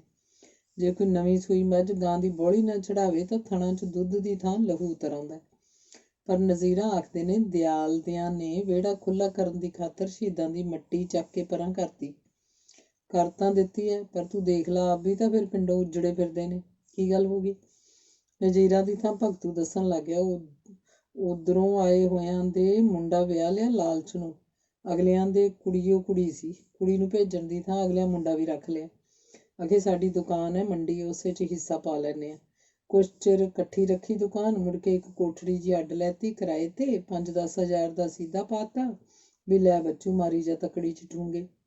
ਇੱਕ ਅੱਧੀ ਵਾਰੀ ਮੁੰਡੇ ਨੇ ਛੱਡਣ ਦੀ ਸਲਾਹ ਬਣਾਈ ਤਾਂ ਉਹ ਲੜਕੀ ਨਾ ਮੰਨੀ। ਇੱਥੇ ਪਿੰਡ 'ਚ ਆਉਣ ਲਈ ਜਿਨ੍ਹਾਂ ਨੂੰ ਪੱਤੇ ਚੱਟਣ ਦੀ ਆਦਤ ਹੋਵੇ, ਉਹ ਕਾਹਨੂੰ ਰਹਿ ਸਕਦੀਆਂ ਨੇ ਪਿੰਡ 'ਚ। ਹਾਰ ਕੇ ਬੁੜੇ ਨੂੰ ਵੀ ਮਗਰੀ ਜਾਣਾ ਪਿਆ। ਇੱਥੇ ਆਪਦਾ ਘਰ ਸੀ, ਸ਼ਰੀਕਾ ਕਬੀਲਾ ਸੀ, ਵੀਹੀ ਵਿਹੜਾ ਸੀ। ਉੱਥੇ ਨਿੱਕਾ ਜਿਹਾ ਘਰ ਕਿਰਾਏ ਦਾ ਲੈ ਕੇ ਬੈਠੇ ਨੇ ਗੱਡੀਆਂ ਵਾਲਿਆਂ ਵਾਂਗੂ। ਮੈਂ ਗਿਆ ਸੀ ਇੱਕ ਦਿਨ ਮੰਡੀ, ਰੋਣ ਲੱਗ ਪਏ। ਮੈਂ ਕਿਹਾ ਮੁੜ ਚਲੋ ਪਿੰਡ ਨੂੰ। ਦਿਆਲ ਦਾ ਬਾਪੂ ਆਖਣ ਲੱਗਿਆ, ਭਗਤੂ ਮੈਂ ਮੁੰਡੇ ਨੂੰ ਵੀ ਆਖ ਕੇ ਜਾਊਂ, ਸਾਨੂੰ ਮਰਿਆਂ ਨੂੰ ਫੂਕਿਓ ਪਿੰਡ ਹੀ ਲਿਜਾ ਕੇ। ਦਿਆਲ ਤਾਂ ਭਲਾ ਹੱਟੀ ਕਰਦਾ ਹੈ, ਪਰ ਉਹਦੇ ਘਰੋਂ ਕੁੜੀ ਨਿਆਣੇ ਸਾਂਭਦੀ ਹੈ ਲੋਕਾਂ ਦੇ। ਦਿਆਲ ਦੀ ਬੇਬੇ ਨੇ ਮੈਨੂੰ ਦੱਸਿਆ ਕਿ ਜਿਹੜੀਆਂ ਕੁੜੀਆਂ ਕਤਰੀਆਂ ਨੌਕਰੀਆਂ ਤੇ ਜਾਂਦੀਆਂ ਨੇ, ਉਹ ਸਵੇਰੇ ਜਵਾਕ ਇਹਨਾਂ ਦੇ ਘਰ ਛੱਡ ਜਾਂਦੀਆਂ ਨੇ ਤੇ ਹੱਥ ਨੇ ਮੁੜਦੀਆਂ ਹੋਈਆਂ ਲੈ ਜਾਂਦੀਆਂ ਨੇ, ਤੇ ਜਵਾਕ ਸਾਂਭਣ ਦੇ ਮਹੀਨੇ ਦੇ ਪੈਸੇ ਹੁੰਦੇ ਨੇ। ਕੋਈ ਪੁੱਛਣ ਵਾਲਾ ਹੋਵੇ ਵੀ ਜਵਾਕ ਤਾਂ ਘਰ ਦੇ ਨਹੀਂ ਸਾਂਭੇ ਜਾਂਦੇ ਹੁੰਦੇ। ਇਹ ਹੋਇਆ ਨਾ ਲੋਕਾਂ ਦਾ ਗੋਲਪੁਣਾ। ਦਿਆਲ ਦੀ ਬੇਬੇ ਦੱਸਦੀ ਸੀ ਵੀ ਮੈਂ ਤਾਂ ਸਾਫ਼ ਆਖਤਾ ਵੀ ਇੱਕ ਵੇਲੇ ਖਾਣੀ ਮਨਜ਼ੂਰ, ਪਰ ਇਹ ਕੰਮ ਨਹੀਂ ਮੈਥੋਂ ਹੁੰਦਾ। ਮੈਂ ਆਖਿਆ, ਸਹੁਰਿਓ ਮੁੰਡੇ ਨੂੰ ਕਿਸੇ ਜ਼ਿਮੀਂਦਾਰ ਦੇ ਘਰ ਵਿਆਹੁੰਦੇ ਤਾਂ ਉਹਨੂੰ ਪਤਾ ਹੁੰਦਾ ਵੀ ਸੱਗੇ ਰੱਤਿਆਂ ਨਾਲ ਕਿਵੇਂ ਵਰਤੀਦਾ। ਕਿਉਂ ਠੀਕ ਨਹੀਂ ਬੇਬੇ ਜੀ? ਭਗਤੂ ਆਪ ਸਭ ਕੁਝ ਦੱਸੀ ਜਾ ਰਿਹਾ ਸੀ। ਬੇਬੇ ਨਿਹਾਲ ਕੌਰ ਦਾ ਕੀ ਹਾਲ ਹੈ ਜੈਕੁਰੇ? ਬੇਬੇ ਜੀ ਨੇ ਚਾਹ ਬਣਾ ਕੇ ਲਿਆਂਦੀ। ਜੈਕੁਰ ਨੂੰ ਪੁੱਛਿਆ। ਹਾਲ ਚੰਗਾ ਹੁੰਦਾ ਤਾਂ ਨੱਠੀ ਨਾ ਆਉਂਦੀ ਤੈਨੂੰ ਮਿਲਣ। ਬੇਬੇ ਨਿਹਾਲ ਕੌਰ ਦਾ ਵੱਡਾ ਮੁੰਡਾ ਬਚਨਾ ਜਿਹੜਾ ਫੌਜ 'ਚ ਸੀ, ਉਹਦਾ ਤਾਂ ਤੈਨੂੰ ਪਤਾ ਹੀ ਹੈ ਵੀ ਮਾਰਿਆ ਗਿਆ ਸੀ ਪਾਕਿਸਤਾਨ ਦੀ ਲੜਾਈ 'ਚ। ਉਹਦੀ ਬਹੂ ਤੇਜੋ ਛੋਟੇ ਮੁੰਡੇ ਦੇ ਸਿਰ ਧਰਾਤੀ। ਚੰਦਰੀ ਬੜੀ ਉਹ ਕਲਹਿਰੀ ਆ। ਛੋਟਾ ਮੁੰਡਾ ਭੀਤ ਵੀ ਖੂਹ 'ਚ ਛਾਲ ਮਾਰ ਕੇ ਮਰ ਗਿਆ ਸੀ। 6 ਮਹੀਨੇ ਹੋਏ ਹੁਣ ਬਚਣਾ ਇਸ ਤੇਜੋ 'ਚ ਆਉਣ ਲੱਗ ਗਿਆ। ਅਣਿਆਈ ਮਰਿਆ ਭੂਤ ਤਾਂ ਬਣੂਗਾ ਹੀ। ਭੂਤ ਬਣੂਗਾ ਤਾਂ ਫਿਰ ਉਹਦੇ ਕੀ ਵਸ ਆ? ਕਿੱਧਰ ਨਿਗਾਹ ਹੋ ਗਈ ਫੇਰ ਲੱਗ ਜਾਂਦੀ ਆ ਤਵਾ ਬੋਲਣ। ਬਚਨੇ ਵਰਗੀ ਉਹ ਆਵਾਜ਼ ਹੋ ਜਾਂਦੀ ਹੈ, ਉਸੇ ਵਾਂਗੂ ਗੱਲਾਂ ਕਰਨ ਲੱਗ ਜਾਂਦੀ। ਆਖੂ ਮੈਂ ਤਾਂ ਤੇਜੋ ਨੂੰ ਟੋਲਦਾ ਮਰ ਗਿਆ। ਛੋਟੇ ਭੀਤ ਨੂੰ ਖੂਹ 'ਚ ਮੈਂ ਹੀ ਧੱਕਾ ਦਿੱਤਾ ਸੀ। ਬਥੇਰੇ ਸਿਆਣੇ ਦੇ ਹਟੇ ਨੇ, ਬਥੇਰੀ ਮਾਰ ਖਾ ਹਟੀ ਹੈ ਤੇਜੋ, ਪਰ ਦੌਰੇ ਪੈਣੋਂ ਨਹੀਂ ਹਟੇ। ਕਿਸੇ ਡਾਕਟਰ ਨੂੰ ਵਿਖਾਉਣਾ ਸੀ, ਬੇਜੀ ਨੇ ਸਲਾਹ ਦਿੱਤੀ। ਉਹ ਡਾਕਟਰਾਂ ਦੇ ਵੱਸ ਦੀ ਨਹੀਂ ਇਹ ਗੱਲ। ਹੁਣ ਤਾਂ ਇੱਕੋ ਗੱਲ ਹੈ ਵੀ ਮੁੰਡਿਆਂ ਦੀ ਹਰਿਦੁਆਰ ਜਾ ਕੇ ਗੱਤ ਕਰਵਾ ਕੇ ਆਉਣ ਜੇ ਤੇਜੇ ਨੂੰ ਬਚਾਉਣਾ ਹੈ, ਜੈਕੁਰ ਨੇ ਦੱਸਿਆ। ਬਾਬੇ ਰੋਡੂ ਦਾ ਕੀ ਹਾਲ ਹੈ? ਬੇਜੀ ਨੇ ਚੁੱਪ ਕਰਕੇ ਬੈਠੇ ਨਾਥ ਨਾਈ ਨੂੰ ਪੁੱਛਿਆ। ਬਾਬਾ ਰੋਡੂ ਤਾਂ ਗਿਆ ਰੱਬ ਘਰ, 2 ਸਾਲ ਹੋਣ ਲੱਗੇ ਨੇ। ਉਹਨੂੰ ਤਾਂ ਪੋਤੇ ਜੰਗੀਰੇ ਦਾ ਗਮ ਲੈ ਗਿਆ, ਨਹੀਂ ਕੀ ਸੀ ਉਹ ਛੇਤੀ ਜਾਣ ਵਾਲਾ, ਨਾਥ ਨੇ ਦੱਸਿਆ। ਕੀ ਹੋ ਗਿਆ ਜੰਗੀਰੇ ਨੂੰ? ਬੇਜੀ ਨੇ ਪੁੱਛਿਆ। ਨਵੇਂ ਖੂਹ ਵਾਲਿਆਂ ਦੇ ਟਰੱਕ ਚੱਲਦੇ ਨੇ ਕਿਧਰੇ ਯੂਪੀ ਯਾਪੀ ਵਿੱਚ। ਤਨਖਾਹ ਦਾ ਲਾਲਚ ਦੇ ਕੇ ਜੰਗੀਰੇ ਨੂੰ ਕਲੀਨਰ ਬਣਾ ਕੇ ਲੈ ਗਏ। 6 ਮਹੀਨੇ ਹੋਏ ਸੀ ਸਾਰੇ ਗਏ ਨੂੰ। ਖਬਰ ਆ ਗਈ ਵੀ ਜੰਗੀਰਾ ਮਰ ਗਿਆ। ਆਖੇ ਟਰੱਕ ਤੋਂ ਡਿੱਗ ਪਿਆ ਸੀ। ਖਬਰੇ ਟਰੱਕ ਕਿਧਰੇ ਡਿੱਗ ਪਿਆ, ਕਿਹੜਾ ਕੋਈ ਕੋਲ ਸੀ। ਮੁੱਠੀ ਕਿਉਂ ਸੁਆਹ ਤੇ 10,000 ਰੁਪਈਆ ਦੇ ਗਏ ਮੁੰਡੇ ਦਾ ਮੁੱਲ। ਉਹ ਵੀ ਪੱਲਿਓਂ ਨਹੀਂ ਦਿੱਤੇ। ਆਖਦੇ ਨੇ ਕੋਈ ਬੀਮੇ ਬੂਮੇ ਵਾਲੇ ਹੁੰਦੇ ਨੇ, ਉਹਨਾਂ ਨੇ ਦਿੱਤੇ ਨੇ ਪੈਸੇ। ਇਹਨੂੰ ਤਾਂ ਬੰਦਾ ਥੋੜ੍ਹੀ ਖਾ ਲੇ ਪਰਦੇਸਾਂ 'ਚ ਮਰਨ ਨਾਲੋਂ। ਪਰ ਅੱਜ ਕੱਲ੍ਹ ਦੇ ਸੁਣਦੇ ਕਿੱਥੇ ਨੇ। ਬਾਬਾ ਰੋਡੂ ਅੰਨਾ ਹੋ ਗਿਆ ਰੋ ਦਿਨ ਰਾਤ ਮੌਤ ਨੂੰ ਹਾਕਾ ਮਾਰਦਾ ਰਿਹਾ ਕਰੇ, ਨਾਥ ਨੇ ਦੱਸਿਆ। ਇਹ ਰੋਡੂ ਦੇ ਕਰਮਾਂ ਦਾ ਫਲ ਸੀ। ਭਗਤੂ ਵਿੱਚੋਂ ਹੀ ਬੋਲ ਪਿਆ। ਇਹਨੇ ਆਪ ਦੀ ਸਾਲ ਭਰ ਦੀ ਕੁੜੀ ਗਲ ਗੂਠਾ ਦੇ ਕੇ ਮਾਰਤੀ ਸੀ। ਸਾਲ ਭਰ ਅੰਮਾ ਬਾਬੇ ਰੋਡੂ ਦੇ ਘਰੋਂ ਪੇਕੀ ਬੈਠੀ ਰਹੀ ਸੀ ਵੀ ਮੈਂ ਨਹੀਂ ਕੁੜੀ ਮਾਰਨੀ। ਆਖਦਾ ਸੀ ਕੁੜੀ ਨਾ ਲੈ ਕੇ ਆਈ ਮੇਰੇ ਘਰ। ਸਾਲ ਮਗਰੋਂ ਉਹਦਾ ਭਰਾ ਛੱਡ ਗਿਆ। ਜਿੱਦਣ ਛੱਡ ਕੇ ਗਿਆ ਉਦਣ ਹੀ ਆਥਣੇ ਜੇ ਮਾਰਤੀ ਕੁੜੀ। ਇਹ ਗੱਲ ਤਾਂ ਅੰਮਾ ਆਪ ਦੱਸਦੀ ਹੁੰਦੀ ਸੀ ਲੋਕਾਂ ਨੂੰ। ਫਿਰ ਜੋ ਕੀਤਾ ਉਹ ਭਰਨਾ ਤਾਂ ਪਊਗਾ ਹੀ ਫਿਰ। ਪਰ ਭਗਤੂ ਉਸ ਮੁੰਡੇ ਵਿਚਾਰੇ ਦਾ ਕੀ ਕਸੂਰ ਸੀ? ਉਹ ਵੀ ਤਾਂ ਆਪਣੀ ਜਾਨ ਤੋਂ ਗਿਆ, ਬੇਜੀ ਬੋਲੀ। ਉਸ ਮੁੰਡੇ ਨੇ ਵੀ ਕਿਸੇ ਜਨਮ ਕੁਛ ਕੀਤਾ ਹੀ ਹੋਊ ਜੋ ਇਸ ਘਰ ਜਨਮ ਲਿਆ। ਭਗਤੂ ਆਖਣ ਲੱਗਿਆ। ਰੱਬ ਦੀਆਂ ਰੱਬ ਹੀ ਜਾਣੇ ਭਾਈ। ਚਾਹ ਦਾ ਗਲਾਸ ਪਰਾਂ ਧਰਦਿਆਂ ਬੇਜੀ ਨੇ ਆਖਿਆ। ਬੇਜੀ ਰਹੇਂਗੀ ਕੁਛ ਦਿਨ? ਉੱਤਮ ਬੋਲੇ ਦੀ ਘਰ ਵਾਲੀ ਨੇ ਪੁੱਛਿਆ। ਹਾਂ, 1 ਅੱਧਾ ਦਿਨ ਤਾਂ ਰਹੂੰਗੀ। ਉਹ ਤੇਰੀ ਖਾਤਰ ਖੇਸ ਪਏ ਨੇ 4 ਮੇਰੇ ਬੁਣ ਕੇ ਰੱਖੇ, ਅੰਗਰੇਜ਼ੀ ਸੂਤ ਦੇ। ਲੈ ਜਾਈ, 2 ਚਤਈਆਂ ਨੇ। ਚੰਗਾ ਕੀਤਾ ਤਾਂ ਬਣਾ ਰੱਖੇ ਨੇ। ਮੁੱਲ ਦੇ ਖੇਸ ਚਤਈਆਂ ਵਿੱਚ ਤਾਂ ਉਹੀ ਜਾਨ ਨਹੀਂ ਹੁੰਦੀ। 2 ਧੋਆਂ ਮਗਰੋਂ ਅੱਧੋ ਰਾਣੇ ਜਿਹੇ ਹੋ ਜਾਂਦੇ ਨੇ। ਇਹ ਵੀ ਕਿਸੇ ਨੂੰ ਹੀ ਪਰਖ ਹੈ ਬੇਬੇ, ਨਹੀਂ ਤਾਂ ਹਰੇਕ ਤੁਰ ਪੈਂਦਾ ਮਸ਼ੀਨੀ ਕੱਪੜਿਆਂ ਕੰਨੀ। ਆਹੋ ਨਜ਼ੀਰਾ ਲੋਕ ਸਸਤੇ ਮਗਰ ਤੁਰ ਪਏ। ਇਹ ਨਹੀਂ ਦੇਖਦੇ ਵੀ ਚੀਜ਼ ਬਣਾਉਣ ਵਾਲੇ ਨੇ ਵਿੱਚ ਆਪਣੀ ਰੂਹ ਵੀ ਪਾਈ ਹੁੰਦੀ ਹੈ। ਰੂਹਾਂ ਦੇ ਤਾਂ ਜ਼ਮਾਨੇ ਹੀ ਲੰਘ ਗਏ ਬੇਬੇ। ਮੇਰਾ ਪੋਤਾ ਮੰਨਿਆ ਹੀ ਨਹੀਂ ਖੱਡੀ ਦੇ ਕੰਮ ਕਰਨ ਨੂੰ, ਆਖਦਾ ਭੁੱਖਾ ਮਰਨਾ। ਇਹ ਵੀ ਇੱਕ ਸੱਚ ਹੈ ਨਜ਼ੀਰਾ, ਢਿੱਡ ਵੀ ਤਾਂ ਅਗਲੇ ਨੇ ਤੋਰਨਾ ਹੁੰਦਾ। ਪਰ ਬੇਬੇ ਜੀ ਬਹੁਤ ਕਮਾਈ ਕਰਕੇ ਰੋਟੀਆਂ ਸੋਨੇ ਦੀਆਂ ਤਾਂ ਨਹੀਂ ਖਾਣੀਆਂ ਹੁੰਦੀਆਂ। ਬੰਦੇ ਨੂੰ ਸਬਰ ਸੰਤੋਖ ਵੀ ਚਾਹੀਦਾ ਹੈ। ਪਿਓ ਦਾਦੇ ਦਾ ਧੰਦਾ ਕਰਨ 'ਚ ਕਾਹਦੀ ਸ਼ਰਮ, ਸਗੋਂ ਉਦੋਂ ਵਧੀਆ ਕਰਕੇ ਦਿਖਾਓ। ਹੁਣ ਹਰੇਕ 4 ਜਮਾਤਾਂ ਪੜ੍ਹ ਕੇ ਜਾਂਦਾ, ਹਰੇਕ ਸ਼ਹਿਰ ਕੰਨੀ ਭੱਜਦਾ ਹੈ। ਸ਼ਹਿਰ ਦੇ ਤੁਹਾਡੇ ਵਰਗੇ 2 ਨੂੰ ਛੱਡ ਕੇ ਸਾਰੇ ਬੰਦੇ ਮੈਂ ਤਾਂ ਦੇਖਿਆ 90 ਦੇ ਗੇੜ 'ਚ ਦਿਨ ਰਾਤ ਭੱਜੇ ਹੀ ਫਿਰਦੇ ਨੇ। ਬਈ ਕੋਈ ਪੁੱਛਣ ਵਾਲਾ ਹੋਵੇ, ਆਖੇ 3.5 ਹੱਥ ਧਰਤੀ ਤੇਰੀ ਬਹੁਤੀਆਂ ਜਗੀਰਾਂ ਵਾਲਿਆ, ਨਜ਼ੀਰਾ ਦੱਸ ਰਹੀ ਸੀ। ਦੇਖ ਲੈ ਬੇਬੇ ਜੀ, ਨਜ਼ੀਰਾ ਤਾਂ ਅੱਜ ਤੈਨੂੰ ਮੱਤਾਂ ਦੇਣ ਲੱਗੀ ਪਈ ਹੈ। ਉਦੋਂ ਨਹੀਂ ਕੁਸਕਦੀ ਜਦੋਂ ਉੱਤਮ ਖੋਲਦਾ ਹੈ ਖੋਸੜਾ। ਭਗਤੂ ਨੇ ਹੱਸ ਕੇ ਆਖਿਆ, ਤੈਨੂੰ ਆਉਂਦੀਆਂ ਨੇ ਗੱਲਾਂ, ਤੀਵੀਂ ਦੀ ਜੂਨ ਪਿਆ ਹੁੰਦਾ ਫੇਰ ਲੱਗਦਾ ਤੈਨੂੰ ਵੀ ਪਤਾ। ਨਜ਼ੀਰਾ ਨੇ ਭਗਤੂ ਨੂੰ ਜਵਾਬ ਦਿੱਤਾ, ਮੈਂ ਤਾਂ ਰੱਬ ਨੂੰ ਆਖਣਾ ਅਗਲੇ ਜਨਮ ਮੈਨੂੰ ਤਾਂ ਤੀਵੀਂ ਬਣਾਵੇ। ਆਦਮੀ ਜਿੰਨੇ ਮਰਜ਼ੀ ਦਮਗਜੇ ਮਾਰੀ ਜਾਏ, ਰੋਟੀ ਤਾਂ ਉਹਦੀ ਤੀਵੀਂ ਨੇ ਦੇ ਹੱਥੋਂ ਹੀ ਲੈ ਕੇ ਖਾਣੀ ਹੈ। ਹੁਣ ਦੇਖ ਲੈ, ਜਿੱਦਣ ਦੀ ਭਾਗਵੰਤੀ ਮਰੀ ਹੈ, ਚੱਜ ਦੀ ਰੋਟੀ ਨਹੀਂ ਖਾ ਕੇ ਦੇਖੀ। ਬਥੇਰੀ ਕੋਸ਼ਿਸ਼ ਕਰਦਾ, ਕਦੇ ਕੱਚੀਆਂ ਰਹਿ ਜਾਂਦੀਆਂ, ਕਦੇ ਊਂ ਜਲ ਜਾਂਦੀਆਂ। ਭਗਤੂ ਬੋਲਿਆ, ਚੰਗਾ ਬੇਬੇ, ਮੈਂ ਚੱਲਦੀ ਹਾਂ, ਭਲਕੇ ਆਊਂਗੀ, ਜਾ ਕੇ ਰੋਟੀ ਵੀ ਲਾਉਣੀ ਹੈ। ਆਖਦੀ ਨਜ਼ੀਰਾ ਉੱਠ ਖੜੀ ਹੋਈ। ਕੁੜੇ ਬਚਨੀ ਨਹੀਂ ਆਈ, ਖਬਰ ਨਹੀਂ ਉਹਨੂੰ ਮੇਰੇ ਆਉਣ ਦਾ ਪਤਾ ਨਹੀਂ ਲੱਗਿਆ। ਬੇਜੀ ਨੇ ਨਜ਼ੀਰਾ ਨੂੰ ਪੁੱਛਿਆ, ਬਚਨੀ ਤਾਂ ਹੁਣ ਆਪਣੇ ਪੇਕੇ ਰਹਿੰਦੀ ਹੈ। ਕਿਉਂ? ਇਹ ਕੋਈ ਉਮਰ ਹੈ ਪੇਕੀ ਰਹਿਣ ਦੀ? ਗੱਲ ਕੀ ਹੋ ਗਈ?